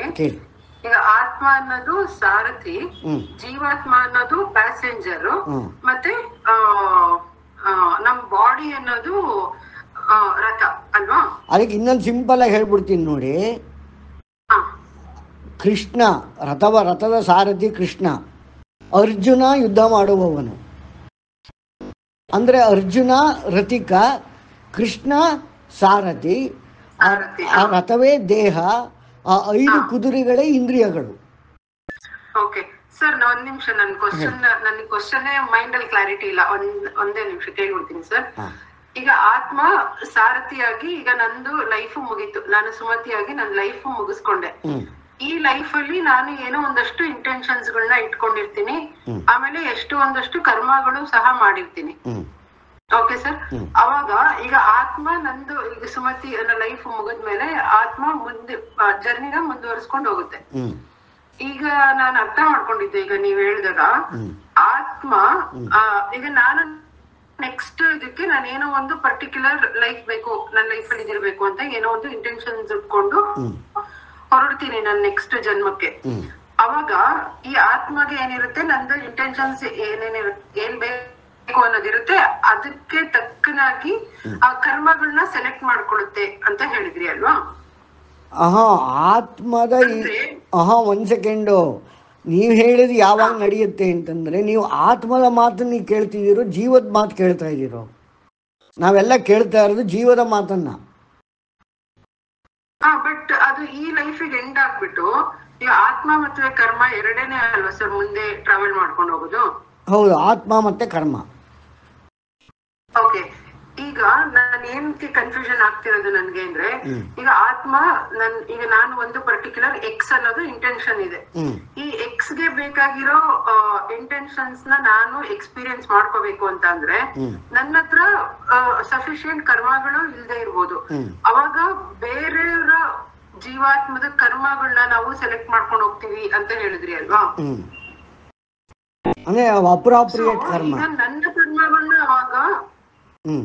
ನನ್ನ ಕರ್ಮಗಳನ್ನ ಅವಾಗ ಬೇರೆ ಜೀವಾತ್ಮಗಳು ಸೆಲೆಕ್ಟ್ ಮಾಡ್ಕೊಳುತ್ತಾ? ಅಂದ್ರೆ ನಾವು ಬೇರೆಯವ್ರ ಕರ್ಮಗಳನ್ನ ಸೆಲೆಕ್ಟ್ ಮಾಡ್ಕೋತೀವ ಆ ಪರ್ಟಿಕ್ಯುಲರ್ ಎಕ್ಸ್ಪೀರಿಯನ್ಸ್ ತಗೊಳ್ಳೋದಕ್ಕೋಸ್ಕರ? ಅಂದ್ರೆ ಇಲ್ಲಿ ಅದನ್ನೇ ಹೇಳ್ತಾ ಇರೋದು, ಆ ರೀತಿ ಸೆಲೆಕ್ಷನ್ಗೆ ನೀವು ಬದುಕಿರುವಾಗ ಆತ್ಮದ ಇಚ್ಛೆಗಳನ್ನು ಅರಿತು ನಡೀತಾ ಇದ್ದೀರೋ ಅಥವಾ ಜೀವಾತ್ಮದ ಇಚ್ಛೆಗಳನ್ನು ಅರಿತು ನಡೀತಾ ಇದ್ದೀರೋ? ಅದು ಈಗ ನಾನೇನಾದ್ರು ಬೇಕು ಅನ್ನೋದು ಜೀವಾತ್ಮದ ಇಚ್ಛೆ ಆಗಿರುತ್ತಲ್ವಾ ಅವಾಗ? ಅದು ಹಾಗೆ ನಾವು ಹೇಳಲಿಕ್ಕೆ ಬರೋದಿಲ್ಲ, ಅದು ನಿಮ್ಮ ಜ್ಞಾನೋದಯದ ಮೇಲೆ ನಿಂತಿರುತ್ತೆ. ಅಂದ್ರೆ ಈಗ ನೀವು ಜೀವದ ಮಾತನ್ನು ಕೇಳ್ತಾ ಇದ್ದೀರೋ ಆತ್ಮದ ಮಾತನ್ನು ಕೇಳ್ತಾ ಇದ್ದೀರೋ? ಅಂದ್ರೆ ಆತ್ಮದ ಇಚ್ಛೆಯಲ್ಲಿ ನಡ್ಕೊಂಡು ಹೋದಾಗ ಅದೇ ಕೃಷ್ಣ ಭಗವದ್ಗೀತೆಯಲ್ಲಿ ಹೇಳಿರೋದು, ಲಾಭ ನಷ್ಟದ ಚಿಂತೆ ಆತ್ಮಕ್ಕಿಲ್ಲ. ಅರ್ಥ ಆಗ್ತಿದೆಯಾ? ಸರಿ ಸರಿ, ಈಗ ನಾನು ಪರ್ಟಿಕ್ಯುಲರ್ ಆಗಿ ಹೇಳ್ತೀನಿ. ಈಗ ನಾನು ಜೀವಾತ್ಮ, ಈಗ ಬೇಕು ಅನ್ನೋದು ಸೆಲ್ಫ್ ಅನ್ನೋದು ಬಂದಾಗೆಲ್ಲ ಜೀವಾತ್ಮದಕ್ಕೇನೆ ರಿಲೇಟ್ ಆಗೋದು ಅಲ್ವಾ, ಆತ್ಮಕ್ಕೆ ರಿಲೇಟ್ ಆಗೋದಿಲ್ಲ. ಅಲ್ಲ, ಆಗೋದಿಲ್ಲ ಅಂತಲ್ಲ, ಮಾಡ್ಕೋತಿಲ್ಲ ನಾವಷ್ಟೇ. Okay sir, understood. ಈಗ ನನ್ಗೆ ನೆಕ್ಸ್ಟ್ ಒಂದು ಎಕ್ಸ್ ಲೈಫ್ ಬೇಕು ಸರ್. ನಾನು ಇದ್ರಲ್ಲಿ ಇಂತಿಂತದನ್ನೇ ಎಕ್ಸ್ಪೀರಿಯನ್ಸ್ ಮಾಡ್ಕೋಬೇಕು, ನನ್ಗೆ ಈ ಲೈಫ್ ಅಲ್ಲಿ ಏನೇನ್ ಲ್ಯಾಕ್ ಅಂತ ನಾನು ಅನ್ಕೋತೀನಿ ಅಥವಾ ಏನೇನ್ ನನಗೆ ಸಿಕ್ಕಿಲ್ಲ ಅನ್ಕೋತೀನಿ, ಅದೆಲ್ಲ ಎಕ್ಸ್ಪೀರಿಯನ್ಸ್ ಮಾಡ್ಕೊಂಡು ಎಕ್ಸ್ ಅಂತ ಒಂದೇನೋ ಒಂದು ಮೂಟೆ ರೆಡಿ ಮಾಡ್ಕೋತೀನಿ. ಅದು ನನ್ನ ನೆಕ್ಸ್ಟ್ ಲೈಫಿಗೆ ಬೇಕಾಗಿರೋಂತ ಒಂದು ಇಚ್ಛೆ ಅಂತ ಅಂದ್ಬಿಟ್ಟು. ಸೊ ಈ ಇಚ್ಛೆಗೆ ನನ್ನ ಹತ್ರ ಸಫಿಶಿಯಂಟ್ ಏನಂತಾರೆ ಕರ್ಮ, ಏನೋ ಒಂದು ನನಗೆ ಬೇಕಾಗಿರೋಂತ, ನನ್ಗೆ ವರ್ಡ್ ಸಿಗ್ತಲ್ಲ, ಬೇಕಾಗಿರೋಂತ ಒಂದು ಎಲಿಜಿಬಿಲಿಟಿ ಇರೋದಿಲ್ಲ ನನಗೆ. ಅದೇ ಯೋಗ್ಯತೆ ಇರೋದಿಲ್ಲ. ಅವಾಗ ಈ ಎಕ್ಸ್ಪೀರಿಯನ್ಸ್ ಮಾಡ್ಕೋಬೇಕು ಅಂತ ನಾನು ಇಚ್ಛೆ ಪಟ್ಟಾಗ ಜೀವಾತ್ಮ ಅದ್ರ ಜರ್ನಿ ಮುಂದುವರಿಸುತ್ತೆ. So this is a journey of jivatma. But ಅದಕ್ಕೆ ಇಚ್ಛೆ ಇದೆ, ಇದಿಲ್ಲ, ಯೋಗ್ಯತೆ ಇಲ್ಲ. ಅವಾಗ ಬೇರೆ ಯಾವ್ದೋ ಜೀವಾತ್ಮದ ಯೋಗ್ಯತೆ ಇದು ಒಂದು ಮೂಟೆ ಅಂತ ಇರುತ್ತಲ್ಲ, ಅದನ್ನ ನಾವು ಸೆಲೆಕ್ಟ್ ಮಾಡ್ಕೋಬಹುದಾ? ಹಂಗೆ ಸೆಲೆಕ್ಟ್ ಆಗುತ್ತೆ? ಅದೇ ಆತರ ಸೆಲೆಕ್ಟ್ ಮಾಡ್ಕೊಳಕ್ಕಾಗದು. ನೀವು ಬದುಕಿರ್ಬೇಕಾದ್ರೆ ಆತ್ಮಜ್ಞಾನಿಯೇ ಅಂದ್ರೆ, ಈಗ ಸುಮತಿ, ಹೂ ಈಸ್ ಸುಮತಿ ಅಂತ ನಿಮ್ಮನ್ನು ನೀವು ಕೇಳ್ಕೊಂಡ್ರೆ, ಹೂ ಆಮ್ ಐ ಅಂತ ಕೇಳ್ಕೊಂಡ್ರೆ, are you telling the local things ಅಥವಾ ನೀವು ಆತ್ಮದ ರೀತಿಯಲ್ಲಿ ನಿಮ್ಮ ಪರಿಚಯ ಇದೆಯೋ? ನಿಮಗೆ ಆತ್ಮದ ರೀತಿಯಲ್ಲಿ ಪರಿಚಯ ಇದ್ರೆ ಅದಕ್ಕೆ ಕರ್ಮಕ್ಕೆ ಸಂಬಂಧ ಇಲ್ಲ. You can create your own phenomena next time. But you have the idea about the locality, ಜೀವ ಅಂದರೆ ಈಗ ಕನ್ಸ್ಟ್ರಕ್ಟೆಡ್ ಮೈಂಡು, ಈ ಒಂದು ನಾನು ಹೆಣ್ಣಾಗಿದ್ದೀನಿ, ನಾನು ಇಂಥವ್ರಿಗೆ ತಂದೆ ತಾಯಿ ಆಗಿದ್ದೀನಿ, ಇಂಥವ್ರಿಗೆ ತಾಯಿ ಆಗಿದ್ದೀನಿ, ಇಂಥವ್ರಿಗೆ ಹೆಂಡತಿ ಆಗಿದ್ದೀನಿ, ಇಂಥವ್ರಿಗೆ ಇದೆಲ್ಲ ಇಟ್ ಈಸ್ ಜೀವದ ಐಡಿಯಾ. ಅದನ್ನು ತಗೊಂಡ್ರೆ you will continue this. Okay, ಅಂದರೆ ನಾವು ಮರಣಿಸಿದಾಗ ಆತ್ಮದೃಷ್ಟಿಯಲ್ಲಿ ನಾವು ಮರಣವನ್ನು ಸ್ವೀಕರಿಸ್ತಾ ಇದ್ದೀವೋ, ಜೀವದ ದೃಷ್ಟಿಯಲ್ಲಿ ಮರಣವನ್ನು ಸ್ವೀಕರಿಸ್ತಾ ಇದ್ದೀವೋ? ಆತ್ಮದ ದೃಷ್ಟಿ, ನಾನು ಕ್ಲಾಸಲ್ಲಿ ಪಾಠ ಮಾಡಿದ್ದೀನಿ, ಆತ್ಮದ ದೃಷ್ಟಿಯಲ್ಲಿ ಸ್ವೀಕರಿಸುವಂತಹ ಮರಣ ಆನಂದದಾಯಕವಾಗಿರುತ್ತೆ. ಆ ಪೇಯ್ನ್ ಗೀನ್ ಏನೇ ಬಂದರೂ ಅದನ್ನು ನಂದಲ್ಲ, ಐ ಆಮ್ ಆತ್ಮ ಅಂತ ತಗೊಳತ್ತೆ. ಆಗ ಬರುವಂಥ ಸೆಲೆಕ್ಟ್ ಮಾಡುವಂಥ ಆಪ್ಷನ್ಗಳೇ ಬೇರೆ ಇರುತ್ತೆ. ಅಯ್ಯಯ್ಯೋ ನಾನು ಸತ್ತು ಹೋಗ್ತಾ ಇದ್ದೀನಲ್ಲಪ್ಪ, ನಾನು ಇದನ್ನೆಲ್ಲ ಬಿಟ್ಟು ಹೋಗ್ತಾ ಇದ್ದೀನಲ್ಲಪ್ಪ, ಆಯಿತು ನನಗೆ ಇದಾರ ಸಿಕ್ಬಿಟ್ರೆ ನಾನು ಚೆನ್ನಾಗಿರ್ತೀನಪ್ಪ, ಇವೆಲ್ಲ ಲೋಕಲ್ ಥಾಟ್ಸ್ ಇದ್ದರೆ you will end up with that. ಅಂದರೆ it is depending upon when the person is dying. ಆ ಮೂಮೆಂಟಲ್ಲಿ ಅವನು ಆತ್ಮನಾಗಿ ಯೋಚನೆ ಮಾಡ್ತಾ ಇದ್ದಾನೋ, ಜೀವಾತ್ಮನಾಗಿ ಯೋಚನೆ ಮಾಡ್ತಾ ಇದ್ದಾನೋ, ಅಥವಾ ಆ ಪದಗಳನ್ನು ಬಿಟ್ಟರೆ ಲೋಕಲ್ಲಾಗಿ ಯೋಚನೆ ಮಾಡ್ತಾ ಇದ್ದಾನೋ, ಆತ್ಮನಾಗಿ ಯೋಚನೆ ಮಾಡ್ತಾ ಇದ್ದಾನೋ. ಅಂದರೆ ನಾವು ಏನಾಗಿದ್ವಿ, ಆ ಒಂದು ರಿಲೇಟೆಡ್ ಟು ದಟ್ ನಮ್ಮ ಯೋಚನೆಗಳಿವೆಯಾ? ಆ ಥರ I am eternal, I am ಪರಮಾತ್ಮ, ಅಹಂ ಬ್ರಹ್ಮಾಸ್ಮಿ, ಅಹಂ ತತ್ವಮಸಿ, ಈ ರೀತಿಯಾದ ಸಾಕ್ಷಾತ್ಕಾರದ ಯೋಚನೆ ಮಾಡ್ತಾ ಇದ್ದಾನೋ, ಆ ಒಂದು ವಿಚಾರಗಳ ಮೇಲೆ ಅವನ ಮುಂದಿನ ಜರ್ನಿ ನಿರ್ಧರಿತವಾಗುತ್ತೆ. ಅವಾಗೇನಾಗುತ್ತೆ, ಆತ್ಮ ತನ್ನ ಜರ್ನಿಯನ್ನು ತಾನು ಬೇರೆ ರೀತಿಯಾಗಿ ಮುಂದುವರಿಸುತ್ತೆ. ಈ ಜೀವ ಅನ್ನೋ ಫಿನಾಮಿನಾ ಸ್ಟಾರ್ಟ್ ಆಗಿದ್ದು ಎಂಡ್ ಆಗುತ್ತೆ. ಆದರೆ ಕರ್ಮದ ಮೂಟೆ ಅಲ್ಲಿ ಹೋಗಿ ಬಾಕ್ಸಲ್ಲಿ ಕೂತ್ಕೊಳ್ಳುತ್ತೆ. ಮತ್ತು ಯಾವುದೋ ಆತ್ಮ ಅದನ್ನು ಶಾಪಿಂಗ್ ಮಾಡುತ್ತೆ. ಅಥವಾ ನಾವು ಪ್ರಬಲವಾಗಿ ಸಾಧನೆ ಮಾಡಿದರೆ ನಮಗೆ ಬೇಕಾಗಿರುವಂತಹ ಅಂದರೆ ಐಚ್ಛಿಕ ಮತ್ತು ಅನೈಚ್ಛಿಕ, ಅಂದರೆ ವಾಲೆಂಟ್ರಿ ಆ್ಯಂಡ್ ಇನ್ವಾಲೆಂಟ್ರಿ ಮೋಡಲ್ಲಿ. ಇನ್ವಾಲೆಂಟ್ರಿ ಮೋಡ್ ಅಂದರೆ ಕರ್ಮ ಡ್ರಿವನ್, ಅಂದರೆ ಕರ್ಮ ಯಾವ ರೀತಿ ಇದೆ ಆ ರೀತಿ ವಾಸನೆಗಳಿಂದ ಡ್ರಿವನ್ ಮಾಡಿದಾಗ ನಮಗೆ ಆತ್ಮದ ಇಚ್ಛೆ ಅರ್ಥವಾಗದೆ ಜೀವಾತ್ಮದ ಇಚ್ಛೆಯನ್ನು ನಾವು ಹೊಂದಿದಾಗ ಅಲ್ಲಿ ಜರ್ನಿ ಬೇರೆ ಆಗುತ್ತೆ, ಆತ್ಮದ ಇಚ್ಛೆ ಹೊಂದಿದಾಗ ಜರ್ನಿ ಬೇರೆ ಆಗುತ್ತೆ. ಆದರೆ ಆತ್ಮಕ್ಕೂ ಜೀವಾತ್ಮಕ್ಕೂ ಕೇವಲ ಈ ಒಂದು ಪರ್ಟಿಕ್ಯುಲರ್ ಜೀವನದ ಸಂಬಂಧವೇ ವಿನಃ ಅದು ಎರಡು ಒಟ್ಟೊಟ್ಟಿಗೆ ಕಂಟಿನ್ಯೂ ಆಗೋದಿಲ್ಲ. ಆದರೆ ನೆಕ್ಸ್ಟು ಅವೆರಡೇ ಕಾಂಬಿನೇಷನ್ ಆಗೋದಿಲ್ಲ. ಸರ್ ಅದೇ ಈಗ ನಂದು ಕ್ವಶನ್ ತುಂಬಾ ಸ್ಪೆಸಿಫಿಕ್ ಆಗಿ ಹೇಳ್ತೀನಿ ಸರ್. ಈಗ ನಾನು ಅಷ್ಟೊಂದು ನನ್ನ ಆತ್ಮ ಇವಾಲ್ವ್ ಆಗಿಲ್ಲ, ನನ್ನ ಜೀವಾತ್ಮ ಅಷ್ಟು ಇವಾಲ್ವ್ ಆಗಿಲ್ಲ. ನನಗೆ ನಾನಿನ್ನು ಸೆಲ್ಫ್ ಅಲ್ಲೇ ಇದ್ದೀನಿ. ಓಕೆ, ನನ್ಗೆ ಇನ್ನು ಎಷ್ಟೊಂದು ಎಕ್ಸ್ಪೀರಿಯನ್ಸ್ ಮಾಡ್ಕೋಬೇಕು, ಸೆಲ್ಫ್ ಸರ್ಕಲ್ ಅಲ್ಲಿ ಎಕ್ಸ್ಪೀರಿಯನ್ಸ್ ಮಾಡ್ಕೋಬೇಕು ಅಂತಾನೆ ಇದ್ದೀನಿ. ಈಗ ನೀವ್ ಹೇಳಿದ್ರಿ ಅಲ್ವಾ, ಈಗ ಕರ್ಮದ ಮೂಟೆ ಒಂದ್ ಕಡೆ ಬಾಕ್ಸ್ ಹೋಗಿ ಕುತ್ಕೊಳ್ಳುತ್ತೆ, ಇನ್ನೊಂದು ಆತ್ಮ ಬಂದು ಜೀವಾತ್ಮ ಅಲ್ಲಿ ಸೆಲೆಕ್ಟ್ ಮಾಡ್ಕೊಳುತ್ತೆ ಅಂತ ಹೇಳಿದ್ರಿ ಅಲ್ವಾ. ನಂದು ಕ್ವಶನ್ ಈ ಪರ್ಟಿಕ್ಯುಲರ್ ಫ್ರೇಮ್ ಅಲ್ಲಿ ಅಂದ್ರೆ, ಈಗ ನಾನು ಒಂದ್ 10 ಕರ್ಮ ಮಾಡಿದೀನಿ ಅನ್ಕೊಳ್ಳಿ, ಅದ್ರಲ್ಲಿ ಒಳ್ಳೇದು ಒಂದ್ 5 ಒಳ್ಳೇದಿರ್ಬೋದು, 5 ಕೆಟ್ಟದಿರ್ಬೋದು. ಓಕೆ, ಈಗ ನನ್ನ ಸೆಲ್ಫ್ ಸೆಂಟರ್ಡ್ ಜೀವಾತ್ಮದ ಜರ್ನಿ, ಈಗ ಆತ್ಮ ರಿಯಲೈಸೇಷನ್ ಇಲ್ಲ ನನ್ಗೆ, ನಾನಿನ್ನೂ ಅಷ್ಟು ಇವಾಲ್ವ್ ಆಗಿಲ್ಲ. ಜೀವಾತ್ಮದ ಜರ್ನಿನಲ್ಲೇ ಹೋಗ್ತೀನಿ. ನಾನು ಹೋಗ್ಬೇಕಂದ್ರೂ ನೆಕ್ಸ್ಟ್ ನನ್ಗೆ ಇಂಥದ್ದು ಬೇಕು ಬೇಕು ಅಂತ ಅಂದ್ಕೊಂಡೇ ಹೋಗ್ತೀನಿ ಅಂದ್ಕೊಳ್ಳಿ.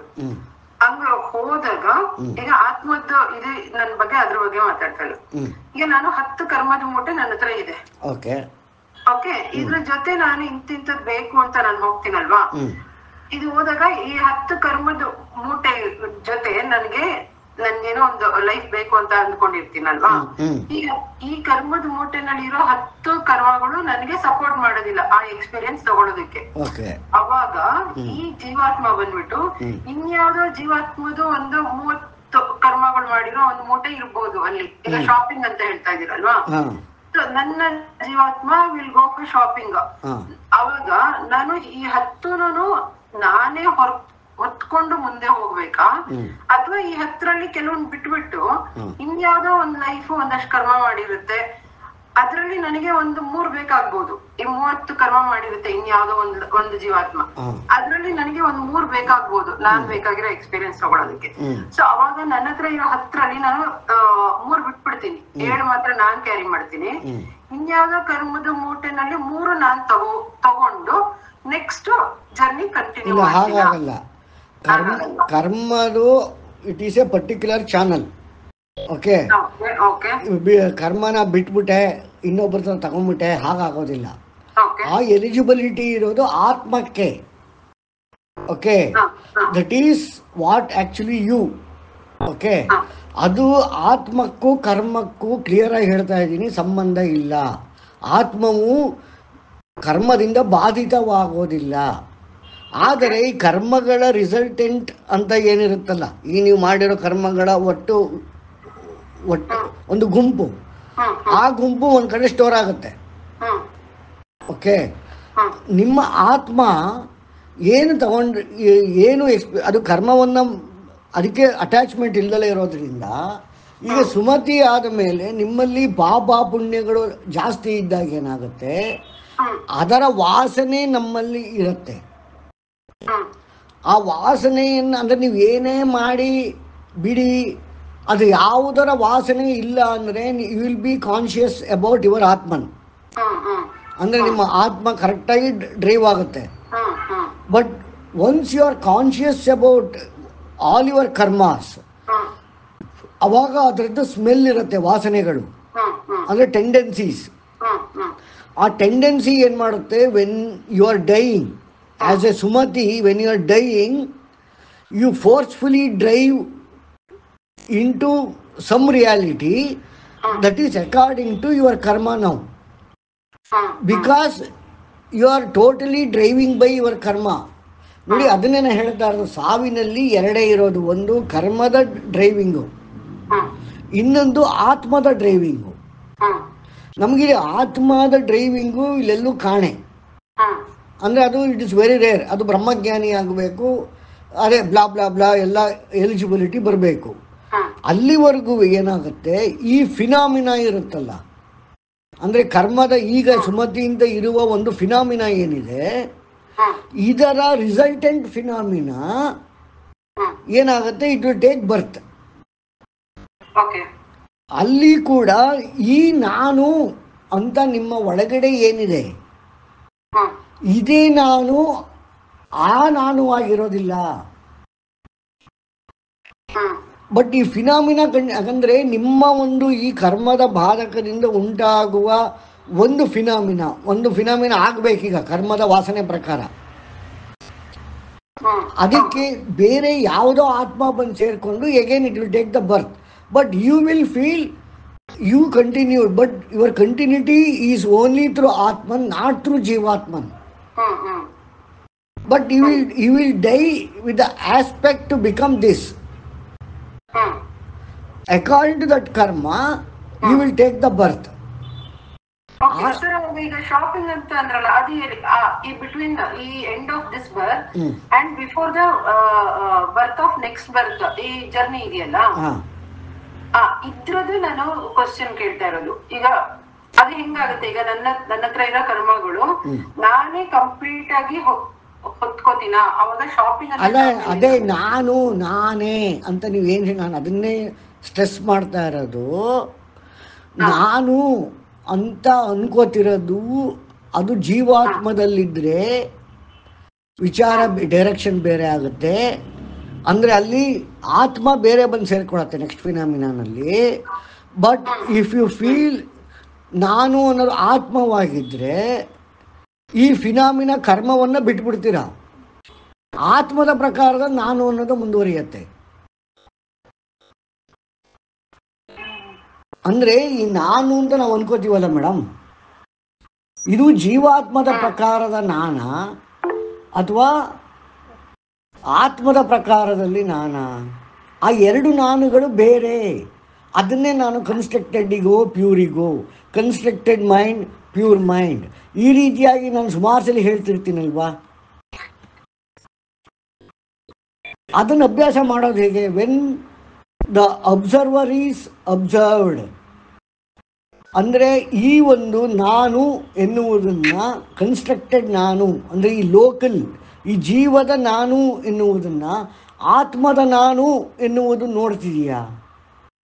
ಇದು ಅಭ್ಯಾಸ ಮಾಡಿದಾಗ ನಿಮ್ಮ ಜರ್ನಿ ಜೀವಾತ್ಮದ ಕರ್ಮದಿಂದ ಕಟ್ಟಾಗೋಗುತ್ತೆ. ಅದನ್ನೇ ನಮ್ಮ ಭಾರತೀಯ ವೇದ ಸಂಹಿತೆಗಳು, ಆಮೇಲೆ ನಾನು ಯಾವ ಥರ ಒಂದು ಭಗವದ್ಗೀತೆ ಪಾಠ ಮಾಡ್ತೀನಿ, ಅದಷ್ಟು ಯೋಗಗಳು ಹೇಳಿರೋದು, 18 ಅಧ್ಯಾಯಗಳು ಹೇಳಿರೋದು ಕೂಡ ಈ ಒಂದು ಶಿಫ್ಟು. ಅಂದರೆ ಈಗ ಉದಾಹರಣೆಗೆ ಆತ್ಮದ ನಾನು ಆಗಿದ್ದರೆ ನೀವು ಮಾಡುತ್ತಿರುವ ಯಾವುದೇ ವಿಚಾರದಲ್ಲಿ ಕೇವಲ ಅನುಭವ ಪ್ರಯುಕ್ತವಾಗಿ ನೀವು ನೋಡ್ತಿರ್ತೀರೇ ವಿನಃ ಅದರಿಂದ ಉಂಟಾಗುವ ಲಾಭ ನಷ್ಟಗಳಿಗೆ ತಲೆ ಕೆಡಿಸಿಕೊಳ್ಳುವುದಿಲ್ಲ.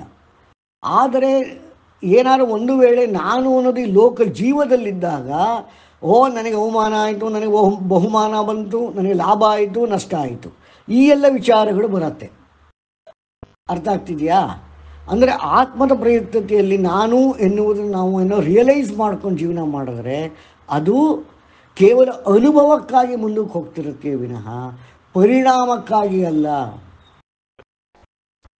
ಆಗ ನಾವು ಸಾಯಬೇಕಾದರೆ, ನಾವು ಮರಣಿಸಬೇಕಾದರೆ ನಮ್ಮ ನಾನು ಅನ್ನೋದು ಜೀವದಲ್ಲಿ ಪ್ರಕಾರದಲ್ಲಿ ಇಟ್ಕೊಂಡಿರ್ತಿ ಏನಾಗುತ್ತೆ, ಅದು ಪುನರಪಿ ಮನರಂ ಪುನರಪಿ ಜನನಂ, ಆ ಪ್ರಕಾರದಲ್ಲಿ ಮತ್ತೆ ಫಿನಾಮಿನಾ ಸ್ಟಾರ್ಟ್ ಆಗಿಬಿಡತ್ತೆ. ಆ ಫಿನಾಮಿನಾ ಸ್ಟಾರ್ಟ್ ಆದಾಗ ಈ ಜೀವದ ನಾನು ಅನ್ನೋದು ಕಂಟಿನ್ಯೂ ಆಗುತ್ತೆ. ಆದರೆ ಆತ್ಮ ಬೇರೆ ಅಂದರೆ ನಮ್ಮ ಈಗಿರೋ ಆತ್ಮ ಅಂದರೆ ಬೇರೆ ಆತ್ಮ ಬಂದು ಸೇರ್ಕೊಳ್ಳೋ ಚಾನ್ಸಸ್ ಇರುತ್ತೆ. ಆದರೆ ನಾವು ಆತ್ಮದಲ್ಲಿ ನಾನು ಅನ್ನೋ ಒಂದು ಜ್ಞಾನೋದಯದಿಂದ ನಾವು ಮುಂದುವರೆದಾಗ ಏನಾಗುತ್ತೆ, ಈ ಕರ್ಮಗಳ ಗಂಟು ಅಲ್ಲಿಗೆ ನಿಂತು ಹೋಗುತ್ತೆ. ಈ ಜೀವನದ ಕರ್ಮದ ಗಂಟು ಅದು ಒಂದು ಕಡೆ ಇರುತ್ತೆ, ಅದು ಬೇರೆ ಯಾರೋ ಬೇಕಿರೋ ಆತ್ಮ ಬಂದು ತಗೊಳತ್ತೆ. ನಾವು ನಮಗೆ ಮುಂದಕ್ಕೆ ಹೋಗೋಕ್ಕೆ ಬೇಕಿರುವ ಕರ್ಮದ ಗಂಟನ್ನು ನಾವು ತಗೋತೀವಿ. ಆ ಪ್ರಕಾರದಲ್ಲಿ ಆ ಸಾರಥಿಯಲ್ಲಿ ನಾವು ಆ ಜೀವಾತ್ಮವನ್ನು ಕೂರಿಸ್ಕೋತೀವಿ ಅನ್ನೋದು ವಿಚಾರ. ಐ ಡೋಂಟ್ ನೋ, ನನಗೆ ಸಿಂಪಲಾಗಿ ಎಕ್ಸ್ಪ್ಲೈನ್ ಮಾಡ್ತೀನಿ ಇಲ್ವೋ ಗೊತ್ತಾಗ್ತಾ ಇಲ್ಲ. ಸುಮತಿ ಅವರೇ, ಅನುಮಾನ ಪರಿಹಾರ ಆಯಿತಾ ಅಥವಾ ಇನ್ನೊಂದು ಪ್ರಶ್ನೆ ಇದೆಯಾ? ಸರಿಯಾಗಿ ಹೇಳೋದು ಇಲ್ಲ ಸರ್. ಈಗ ನಾನು ಮತ್ತೆ ಕೇಳಿದ್ರೆ ನಾ ಕ್ಲಾಸ್ ನಿಂತೋಗ್ಬಿಡುತ್ತೆ. ನಾನು ಆಮೇಲೆ ನಿಮ್ಗೆ ಮತ್ತೆ ಫೋನ್ ಮಾಡಿ ನಾನು ಇದ್ರ ಬಗ್ಗೆ ನಾನು ಇನ್ನೊಂದ್ಸಲ ನಿಮ್ ಹತ್ರ ಫೋನ್ ಮಾಡಿ ನಾನು ಕೇಳ್ಕೊತೀನಿ ಸರ್. ಆಯ್ತು. ಇಲ್ಲ ಸುಮತಿ ಅವ್ರೆ, ನಿಮ್ಗೆ ಏನ್ ಡೌಟ್ ಇದೆ ಅದನ್ನ ಕೇಳಿ, ಯಾಕಂದ್ರೆ ನಮಗೂ ಲೈಕ್ ಇನ್ನ ಕ್ಲಾರಿಟಿ ಸಿಕ್ಕಿದಾಗ ಆಗುತ್ತೆ ಬೇರೆಯವ್ರಿಗೂ.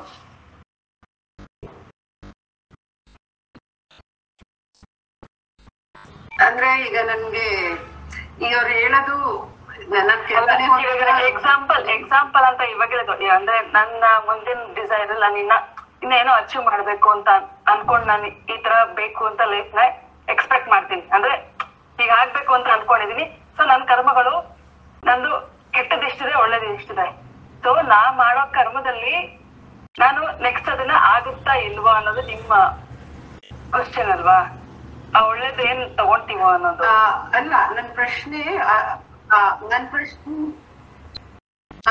ಪ್ರಶ್ನೆ ಕರ್ಮಗಳ ಶಾಪಿಂಗ್ ಅಂತ ಹೇಳಿದ್ರಲ್ಲ, ಅದ್ರ ಮೇಲೆ ಈಗ ಬೇರೆಯವ್ರಿಗೆ ಯಾವ್ದೋ ಒಳ್ಳೆ ಕರ್ಮ ಅಥವಾ ಕೆಟ್ಟ ಕರ್ಮಗಳು ಅದನ್ನ ನಾವು ಶಾಪಿಂಗ್ ಅಂದ್ರೆ ಶಾಪ್ ಮಾಡ್ಬೋದಾ? ಅದು ನೀವ್ ಎಲಿಜಿಬಲ್ ಇದ್ರೆ ಮಾತ್ರ ನೀವು ಅದನ್ನ ತಗೋಬಹುದು. ನೀವ್ ಎಲಿಜಿಬಲ್ ಇಲ್ಲ ಅಂದ್ಮೇಲೆ ನಾನು ಹೈಯರ್ ಇದ್ದು ಬೇಕು ಅಂತ ಹೆಂಗ್ ಎಕ್ಸ್ಪೆಕ್ಟ್ ಮಾಡಕ್ಕಾಗತ್ತೆ? ಅದಕ್ಕೆ ತಕ್ಕನಾಗಿ ಇವಾಗ ನಾವು ಹುಲಿಯಾಗಿ ಹುಟ್ಟಬೇಕು ಅಂದ್ರೆ ಆ ಒಂದು ಫಿಯರ್ನೆಸ್, ಆ ಒಂದು ಅದೇನಿದೆಯೋ ಅದನ್ನ ನಮ್ಮ ಹತ್ರ ಇದ್ರೆ ಮಾತ್ರ ನಾವು ಹುಲಿಯಾಗಿ ಹುಟ್ಟಕ್ಕಾಗದು. ಅದಿಲ್ಲ ಅಂದ್ಮೇಲೆ ನನ್ಗೆ ಹುಲಿಯಾಗೇ ಬೇಕು ಅಂತ ಹೇಗಾಗತ್ತೆ? ಅದಕ್ ಮಾಡುವಂತ ಕರ್ಮಗಳು ನೀವು ಮಾಡಿದ್ರೆ ಮಾತ್ರ ಅದಕ್ ಸಪೋರ್ಟ್ ಆಗಿ ನೀವು ಹುಟ್ಟಬೋದೇ ಹೊರತು ಇಲ್ಲ ನಂದು ಹುಲಿಯಾಗೆ ಹುಟ್ಟಬೇಕು, ನಾ ಹೀಗೆ ಬೇಕು ಅಂತ ಆಗಲ್ಲ. ಆತರ ಅಂದ್ರೆ ಸುಮತಿ ಅವರೇ, ಇಲ್ಲಿ ಜೀವಾತ್ಮನ ಕಂಟಿನ್ಯೂಟಿ ಅಂದ್ರೆ ಕರ್ಮಗಳ ಕಂಟಿನ್ಯೂಟಿ ಆಫ್ ಮೀ, ಆತ್ಮದ ಕಂಟಿನ್ಯೂಟಿ ಆಫ್ ಮೀ, ಎರಡು ನಾನು ಇರುತ್ತೆ ನಮ್ಮಲ್ಲಿ. ನಾನು ಅನ್ನೋದು ಎರಡಿರುತ್ತೆ, ಒಂದು ಜೀವಾತ್ಮದ ಪ್ರಯುಕ್ತತೆಯಲ್ಲಿ, ಒಂದು ಇದರ ಪ್ರಯುಕ್ತತೆಯಲ್ಲಿ, ಆತ್ಮದ ಪ್ರಯುಕ್ತತೆಯಲ್ಲಿ. ಸರ್ ಒನ್ ಡೌಟ್ ಸರ್, ಇವಾಗ ಅವ್ರಿಗೆಲ್ಲ ಕನ್ಫ್ಯೂಷನ್ ಏನಂದ್ರೆ ನಾನು ಅನ್ನೋ ಆತ್ಮ ಜೀವ ಅನ್ನೋದು ಆತ್ಮನೇ ಕನ್ಫ್ಯೂಸ್ ಆಗ್ತದೆ ಅನ್ಸುತ್ತೆ ಅಲ್ವಾ ಸುಮತಿ ಅವರೇ? ಇಲ್ಲ ನನ್ಗೆ ಕನ್ಫ್ಯೂಷನ್ ಇರೋದು ಈ ಶಾಪಿಂಗ್ ಅನ್ನೋದು ಹೆಂಗೆ ಪರ್ಮಿಸಬಲ್ ಅಂತ. ಅಲ್ಲ, ನಾನು ಹೇಳ್ತಿರೋದು ಏನು ಅಂದ್ರೆ ಆತ್ಮ ಇನ್ನೊಂದ್ ತರ ಹೇಳ್ತೀನಿ. ಆತ್ಮಗಳಿಗೆ ಕರ್ಮಕ್ಕೂ ಸಂಬಂಧ ಇಲ್ಲ, ಅದನ್ನ ಭದ್ರವಾಗಿ ನೋಟ್ ಮಾಡ್ಕೊಳ್ಳಿ. ಜೀವಕ್ಕೆ ಕರ್ಮಕ್ಕೆ ಮಾತ್ರ ಸಂಬಂಧ ಇರೋದು. ಜೀವ ಈಸ್ ಜೀವನ ಅಂದ್ರೆ ಜೀವದ ಪ್ರಕಾರದಲ್ಲಿ ಜೀವನ. ಓಕೆ, ಇಲ್ಲಿ ಇಲ್ಲದೆ ಹೋಗಿದ್ರೆ ಅಂದ್ರೆ ರಿಯಾಲಿಟಿ ಈಸ್ ಅಕಾರ್ಡಿಂಗ್ ಟು ಜೀವ. ಓಕೆ, ಹಾಗಾಗಿ ಜೀವನ ಆಗಿದೆ. ಆತ್ಮದ ಪ್ರಕಾರದಲ್ಲಿ ಯಾವುದೇ ರಿಯಾಲಿಟಿ ಇಲ್ದಲೇ ಇರೋದ್ರಿಂದ ಆತ್ಮ ಇದು ಜೀವನ ಅನ್ನೋ ಪದವನ್ನ ಆತ್ಮನ ಅಂತ ಹೇಳ್ಬಿಡೋರು. ಅರ್ಥ ಆಗ್ತಿದೆಯಾ?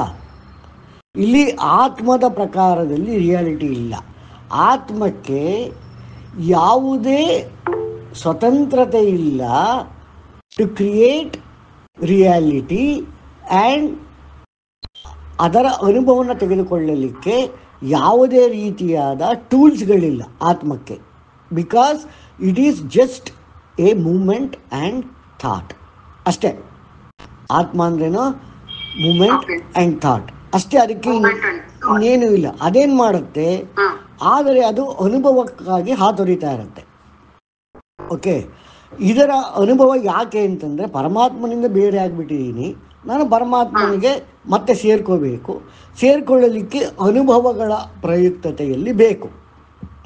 ಅನುಭವ ಮಾಡಿಕೊಳ್ಳಲಿಕ್ಕೆ, ಅನುಭವಿಸಲಿಕ್ಕೆ ಒಂದು ದೇಹ ಬೇಕು. ಓಕೆ, ಆ ದೇಹ ಅನ್ನೋದು ರಿಯಾಲಿಟಿ ಕ್ರಿಯೇಟ್ ಮಾಡಬೇಕು. ಜೀವನ ಸರಣಿ ಅಂದರೆ ಘಟನೆಗಳ ಸರಣಿ ನಡೀತಾ ಇರಬೇಕು. ಅಂದರೆ ಜೀವನ ಬೇಕು ಅನ್ನೋದಕ್ಕೆ ಅದೇನು ಮಾಡುತ್ತೆ? ಅನುಭವಕ್ಕಾಗಿ ದೇಹದ ಕೆಲಸ ಕಾರ್ಯಕ್ಕಾಗಿ ಜೀವಕ್ಕಾಗಿ ಪ್ರಾಣ. ಅರ್ಥ ಆಯ್ತಾ? ಅಂದರೆ ಆತ್ಮದ ಅನುಭವಕ್ಕಾಗಿ ದೇಹ, ಆತ್ಮದ ಆ ದೇಹವು ಅನುಭವ ತೆಗೆದುಕೊಳ್ಳಲಿಕ್ಕೆ ಬೇಕಿರುವುದು ಅವಶ್ಯಕತೆ ಇರುವಂಥದ್ದು ಜೀವ ತಾನು ಜೀವಂತವಾಗಿರೋದಕ್ಕೆ ಪ್ರಾಣ. ಈ ರೀತಿ ಡಿಪೆಂಡೆನ್ಸಿ ತಗೊಂಡು ಹೋಗ್ತದೆ ಆತ್ಮ. ಓಕೆ, ಆದರೆ ಆತ್ಮಕ್ಕೆ ಏನು ಬೇಕು ನನಗೆ ನೆಕ್ಸ್ಟು ಅನ್ನೋ ಒಂದು ರಿಕ್ವೈರ್ಮೆಂಟ್ ಇರುತ್ತೆ. ಅದೇನು ಮಾಡುತ್ತೆ, ಅದಕ್ಕೆ ತಕ್ಕನಾದ ದೇಹವನ್ನು ತಗೊಳತ್ತೆ. ಆ ದೇಹಕ್ಕೆ ತಕ್ಕನಾದ ಪ್ರಾಣ, ಜೀವ. ಅಂದರೆ ಮನುಷ್ಯ ದೇಹ ತಗೊಂಡ್ರೆ ಮನುಷ್ಯ ಜೀವ, ಆನೆ ದೇಹ ತಗೊಂಡ್ರೆ ಆನೆ ಜೀವ, ಒಂದು ಮಾವಿನ ಮರವಾಗಿ ತಗೊಂಡ್ರೆ ಮಾವಿನ ಮರದ ಜೀವ. ಈ ರೀತಿಯಾಗಿ ಅದು ಏನು ಮಾಡುತ್ತೆ, ಜೀವವನ್ನು ತೆಗೆದುಕೊಳ್ಳತ್ತೆ. ಓಕೆ, ಆ ಜೀವವನ್ನು ತೆಗೆದುಕೊಂಡು ಅದರ ಪ್ರಕಾರದಲ್ಲಿ ತನ್ನ ಅನುಭವವನ್ನು ಗಳಿಸ್ತಾ ಹೋಗುತ್ತೆ. ಹೇಗೆ ಅನುಭವ? ತನಗೆ ಬೇಕಾದ್ದನ್ನು ಜೀವನ ಕೈಲಿ ಮಾಡಿಸುತ್ತಾ ಹೋಗುತ್ತೆ. ಜೀವ ಹೇಗೆ ಮಾಡೋಕ್ಕೆ ಸಾಧ್ಯವಾಗುತ್ತೆ? ಅದಕ್ಕೆ ಹಿಂದೆ ಒಂದು ಕರ್ಮದ ಗಂಟಿರುತ್ತೆ, ಮೂಟೆ ಇರುತ್ತೆ. ಆ ಕರ್ಮಗಳ ಪ್ರಕಾರದಲ್ಲಿ ಅದು ಎಕ್ಸಿಕ್ಯೂಟ್ ಮಾಡ್ತಾ ಹೋಗ್ತಿರುತ್ತೆ. ಆ ಎಕ್ಸಿಕ್ಯೂಟ್ ಮಾಡಿದಾಗ ಏನಾಗುತ್ತೆ, ಅನುಭವ ಆತ್ಮ ತಗೊಳುತ್ತೆ, ಆದರೆ ಕರ್ಮದ ಫಲವನ್ನು ಜೀವ ಮತ್ತೆ ತಗೊಳುತ್ತೆ. ಈ ಥರ ಒಂದು ಮೆಕ್ಯಾನಿಸಮಲ್ಲಿ ಇಲ್ಲಿ ಏನಾಗುತ್ತೆ, ಎರಡು ನಾನುಗಳು, ಒಂದು ಜೀವ ಎನ್ನುವುದರ ನಾನು ಎನ್ನುವ ಭಾವ, ಮತ್ತು ಆತ್ಮದ ನಾನು ಎನ್ನುವ ಭಾವ. ಆದರೆ ಈ ಜೀವನದಲ್ಲಿ ಯಾವುದಕ್ಕೆ ಮನುಷ್ಯ ನಾವು ಯೋಚನೆ ಮಾಡ್ತಾ ಇದ್ದೀವಿ, ದೇವ ಅವರಿಗೆಲ್ಲ ಗೊತ್ತಿರುತ್ತೆ. ಆದರೆ ಇನ್ನು ಮನುಷ್ಯ ಮತ್ತು ಮನುಷ್ಯರಿಂದ ಕೆಳಗಡೆ ಇರುವ ಲೋಕಗಳಲ್ಲಿ ಎಲ್ಲ ಜೀವಗಳಿಗೆ ಜೀವದ ನಾನು ಅನ್ನೋದೇ ನಾನು ಅನ್ನಿಸ್ತಿರುತ್ತೆ ವಿನಃ ಆತ್ಮದ ನಾನು ಅನ್ನೋದು ಇರೋದಿಲ್ಲ. ಅದು ಸಾಧನೆ ಮುಖಾಂತರ ಗಳಿಸ್ಬೇಕಾಗತ್ತೆ ನಾವು. ಹಾಗಾಗಿ ಏನಾಗುತ್ತೆ, ನಾವು ನಗ್ತೀವಿ, ಅಳ್ತೀವಿ, ಸುಖ ಪಡ್ತೀವಿ, ದುಃಖ ಪಡ್ತೀವಿ, ನೋವು ಅನುಭವಿಸ್ತೀವಿ, ಸಂತೋಷ ಪಡ್ತೀವಿ. ಎಲ್ಲ ಅನುಭವಗಳನ್ನು ಜೀವ ಏನು ತಾನು ಅನುಭವಿಸಿ ಆತ್ಮಕ್ಕೆ ಕೊಡ್ತಾ ಇರುತ್ತೆ ಅನುಭವವನ್ನು. ಅಂದರೆ ದೇಹದ ಮುಖಾಂತರ ಅನುಭವನ ತೆಗೆದುಕೊಳ್ತಾ ಇರುತ್ತೆ ಆತ್ಮ. ನಾವು ಆತ್ಮ ತೆಗೆದುಕೊಳ್ತಿದೆ ಅಂತ ಭಾವಿಸ್ದಲ್ಲಿ ನಾನೇ ಅನುಭವಿಸ್ತಾ ಇದ್ದೀನಿ ಅಂತ ತಗೊಂಡ್ಬಿಡ್ತೀವಿ. ಅವಾಗ ನಾವು ಮರಣಿಸಬೇಕಾದರೆ ನಮ್ಮ ಭಾವ ಈ ನಾನು ಅನ್ನೋ ಜೀವದ ಭಾವದ ನಾನು ಎನ್ನುವುದರ ಮುಂದುವರಿಕೆ ಆಗ್ತಾ ಇದೆಯೋ ಅಥವಾ ಆತ್ಮದ ಭಾವದ ನಾನು ಅನ್ನೋದು ಮುಂದುವರಿಕೆ ಆಗ್ತಾ ಇದೆಯೋ ಅನ್ನೋದು ಪ್ರಶ್ನೆ ಬರುತ್ತೆ. ನಾವು ಸಾಮಾನ್ಯವಾಗಿ ಏನು ಮಾಡ್ತೀವಿ, ಸಾಯಬೇಕಾದಾಗ ಜೀವ ಎನ್ನುವುದರ ನಾನು ಅಂದರೆ ಅಯ್ಯೋ ನಾನು ಸಾಯ್ತಾ ಇದ್ದೀನಿ, ಅಯ್ಯೋ ನನ್ನ ಮಕ್ಕಳನ್ನ ಬಿಟ್ಟು ಹೋಗ್ತಾ ಇದ್ದೀನಿ, ಅಯ್ಯೋ ನನ್ನ ಆಸ್ತಿ ಬಿಟ್ಟು ಹೋಗ್ತಾ ಇದ್ದೀನಿ, ಈ ಥರ ಎಲ್ಲ ಒಂದು ದುಃಖಕ್ಕೆ ಒಳಗಾಗ್ತೀವಿ. ಅಂದರೆ ಏನರ್ಥ, ಈ ಜೀವಕ್ಕೆ ಸಂಬಂಧಪಟ್ಟ ಕರ್ಮಗಳಿಗೆ ಸಂಬಂಧಪಟ್ಟ ವಿಚಾರವನ್ನು ನಾವು ಅಂತ ತಗೋತೀವಿ. ಆಗ ನಮ್ಮ ಕಂಟಿನ್ಯೂಟಿ ಏನಾಗುತ್ತೆ, ಆ ನಾನು ಎನ್ನುವುದರಲ್ಲಿ ಹೊಟ್ಟೋಗುತ್ತೆ. ಅದು ಒಂದು ಕರ್ಮಗಳ ಸಮೇತವಾಗಿ ಒಂದು ಫಿನಾಮಿನಾ ಆಗಿ ಒಂದು ಸ್ಟೋರಲ್ಲಿ ಕೂತ್ಕೊಳ್ಳುತ್ತೆ. ಸಪೋಸ್ ಅದಕ್ಕೆ ವೇದದಲ್ಲಿ ಏನಂತಾರೆ, ಮರುಜನ್ಮ ಇದ್ದರೂ ಕೂಡ ನಾನು ಎನ್ನುವುದರ ಕಂಟಿನ್ಯೂಯೇಷನ್ ಅಲ್ಲ. ಈ ಪಾಯಿಂಟ್ ನೀವು ಅರ್ಥ ಮಾಡ್ಕೋಬೇಕೆಲ್ರೂ. ಅಂದರೆ ನಾನು ಹಿಂದಿನ ಜನ್ಮದಲ್ಲಿ ಏನಾಗಿದ್ದೆ ಅಂತ ಆತ್ಮಕ್ಕೆ ಮಾತ್ರ ಗೊತ್ತಿರುತ್ತೆ ವಿನಃ ಜೀವಕ್ಕೆ ನಾನು ಎನ್ನುವುದು ಹಿಂದಿನ ಜೀವನದ ನೆನಪು ಇರೋದಿಲ್ಲ.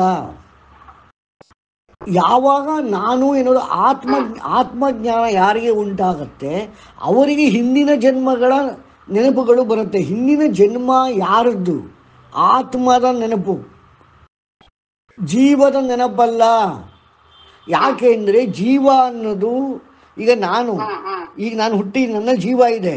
ಈ ನನ್ನ ಜೀವನ ನಾನು ಅನ್ನೋದು ಹುಟ್ಟಿದಾಗ ಹುಟ್ಟಿತು, ಸತ್ತೋದಾಗ ಆ ನಾನು ಹೊಟ್ಟೋಯ್ತು. ಆದರೆ ನಮ್ಮ ಕರ್ಮಗಳು ಒಂದು ಭಂಡಾರದ ಸ್ಟೋರ್ ರೂಮಲ್ಲಿ ಕೂತ್ಕೊಂತು ಹೋಗಿ. ಅರ್ಥ ಆಗ್ತಿದೆಯಾ?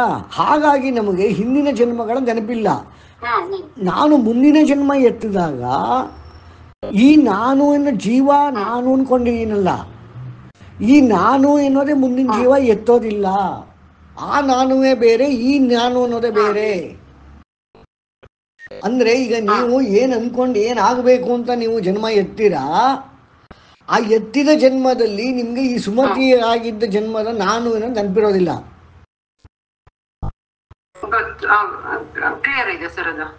ಅಂದರೆ ನಮ್ಮ ಪುನರ್ಜನ್ಮದ ನೆನಪುಗಳು, ಹಿಂದಿನ ಜನ್ಮದ ಪೂರ್ವ ಜನ್ಮದ ನೆನಪುಗಳು ಅನ್ನೋದು ಆತ್ಮದ ಅನುಭವಗಳ ರೀಕಾಲ್ ಆಗದೆ ವಿನಃ ಜೀವನದ್ದಲ್ಲ.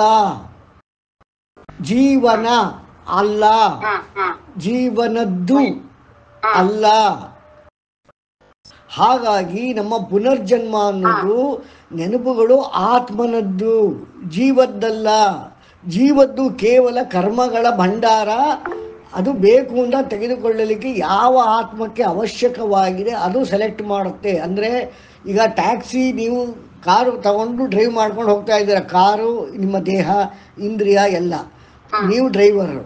ನೀವು ಯಾರು ಬೇಕೋ ಅವರನ್ನು ಕಾರೊಳಗಡೆ ಹತ್ತಿಸ್ಕೋತೀರ, ಎಲ್ಲರನ್ನೂ ಹತ್ತಿಸ್ಕೊಡಲ್ಲ. ಯಾರನ್ನ ನೀವು ಹತ್ತಿಸ್ಕೋತೀರೋ ಅದು ಜೀವ. ಅಂದರೆ ಫಿನಾಮಿನಾ, ಅಂದರೆ ಆತ್ಮ ಅನ್ನೋದು it takes the phenomena, not the ಪುನರ್ಜನ್ಮ ಅಂತಂದರೆ ಅರ್ಥ ಮಾಡ್ಕೋಬೇಕಾದ್ರೆ ನೀವೆಲ್ಲ ಕನ್ಫ್ಯೂಸ್ ಆಗಿರೋದೇನು ಅಂತಂದರೆ ಕಂಟಿನ್ಯೂಟಿ ಆಫ್ ಮೀ ಅನ್ನೋದನ್ನು ನೀವು ಅಂದ್ಕೊಂಡಿದ್ದೀರಾ ಅಲ್ವಾ. ನಾನು ಎನ್ನುವುದರ ಮುಂದುವರಿಕೆ. ಯಾವ ನಾನು ಎನ್ನುವುದರ ಮುಂದುವರಿಕೆ? ಆತ್ಮದ ನಾನು ಎನ್ನುವುದರ ಮುಂದುವರಿಕೆ ವಿನಃ ಜೀವದ್ದಲ್ಲ. ಆದರೆ ಈಗ ನಾವು ಅಂದ್ಕೊಂಡಿರೋ ನಾನು ಅನ್ನೋದು ಇದು ಜೀವದ್ದು. ಇದು ಇಲ್ಲೇ ಹುಟ್ಟಿ ಇಲ್ಲೇ ಸಾಯತ್ತೆ. ಆತ್ಮದ ನಾನು ಮಾತ್ರ ಮುಂದಕ್ಕೆ ಹೋಗ್ತಿರುತ್ತೆ. ಆದರೆ ಅದು ಯಾವಾಗ ಇನ್ನೊಂದು ಜನ್ಮ ತೆಗೆದುಕೊಳ್ಳುತ್ತೆ ಆಗ ಅಲ್ಲಿ ಉಂಟಾಗುವ ಲೋಕಲ್ ನಾನು ಅನ್ನೋದು ಆ ಜೀವಕ್ಕೆ ಸಂಬಂಧಪಟ್ಟಿರುತ್ತೆ, ಆ ಜೀವನಕ್ಕೆ ಸಂಬಂಧಪಟ್ಟಿರುತ್ತೆ. This is the mechanism.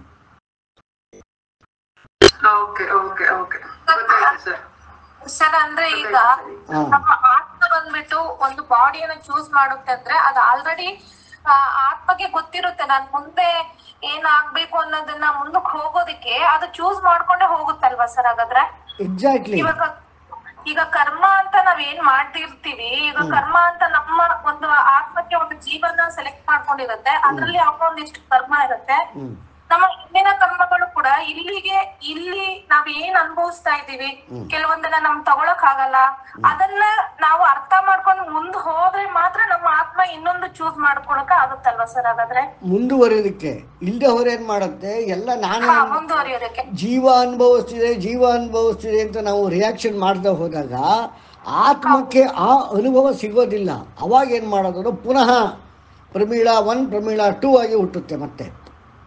ಯಾಕೆಂದ್ರೆ ಇದು ಸರಿಯಾಗಲಿಲ್ಲ, ನಾನು ಅನ್ಕೊಂಡಿದ್ದ ಅನುಭವ ನನಗೆ ಈ ಜೀವನ ಕೊಡಲಿಲ್ಲ.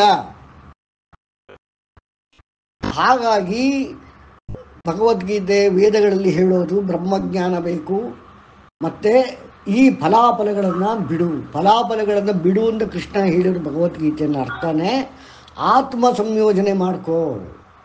ನಾನು ಯಾವ್ದಾದ್ರು ಭಗವದ್ಗೀತೆ ಮಾಡಿದಾಗ ಅದು ಇಷ್ಟು ಕಮ್ಮಿ ಸಮಯದಲ್ಲಿ ನಾನು ಅರ್ಥ ಮಾಡಿಸೋದು ತುಂಬ ಕಷ್ಟ. ಅದಕ್ಕೆ ಇಟ್ ಈಸ್ ಬಿಗ್ ಮೆಕ್ಯಾನಿಸಮ್ ಇದೆ. ಇಡೀ ಭಗವದ್ಗೀತೆ ಹೇಳಬೇಕಾಗತ್ತೆ ಅದಕ್ಕೆ. ಕೇಳಿ ಕೀರ್ತಿ ಅವರೇ.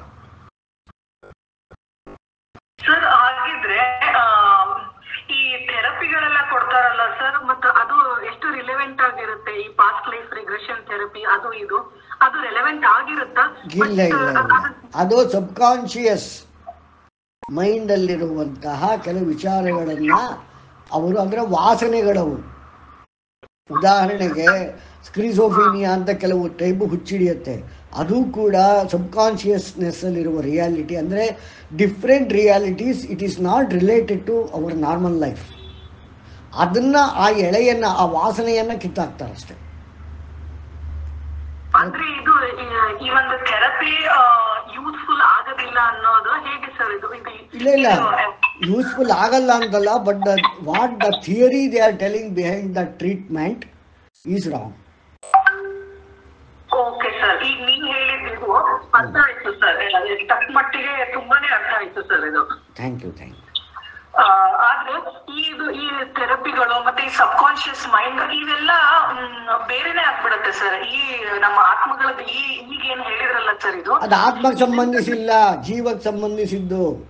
ಹಾ ಸರ್, ಅದು ತುಂಬಾ ಈಗ ನೀವು ಎಳೆಯಾಗಿ ಹೇಳ್ತಾ ಹೋದಂಗೆ ಅವಾಗ ಕ್ಲಾರಿಟಿ ಬಂತು ಸರ್. ಆತ್ಮ ಮತ್ತೆ ಜೀವಾತ್ಮ ಓಕೆ, ಈಗ ಅನುಭವ ಅಥವಾ ನೀವು ಹೇಳಿದ್ರಲ್ಲ ತುಂಬಾ ಕ್ಲಾರಿಟಿ ಬಂತು ಸರ್. ಮತ್ತೆ ಈ ಅಲ್ಲಿ ಒಂದು ಕನ್ಫ್ಯೂಷನ್ ಏನಾಯ್ತು ಅಂದ್ರೆ, ಸಬ್ ಕಾನ್ಶಿಯಸ್ ಮೈಂಡ್ ಮತ್ತೆ ಇದು ನಾವೆಲ್ಲ ಟ್ರೈನ್ ಮಾಡೋದು ಅದು ಕೂಡ ಆತ್ಮ ಬೇಕಾಗಿರೋ ಅನುಭವ ತಗೊಳ್ಳೋದಕ್ಕ ಅಥವಾ ಜೀವಾತ್ಮ ಬೇಕಾಗಿರೋ ಅನುಭವ ತಗೊಳ್ಳೋದಕ್ಕ ಈ ಥೆರಪಿಗಳೆಲ್ಲ ಹೆಲ್ಪ್ ಆಗೋದು ಸರ್? ಹೇಗೆ ಅದು?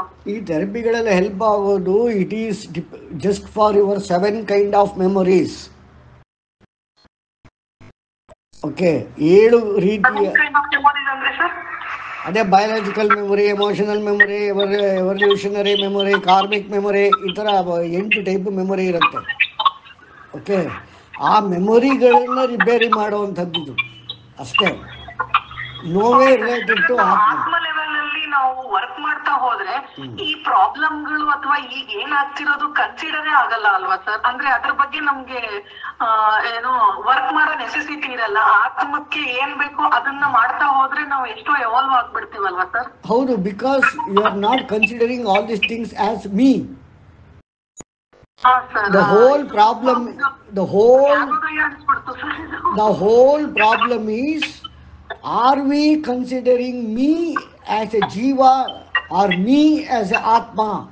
ಅಷ್ಟೇ ಡಿಫರೆನ್ಸ್.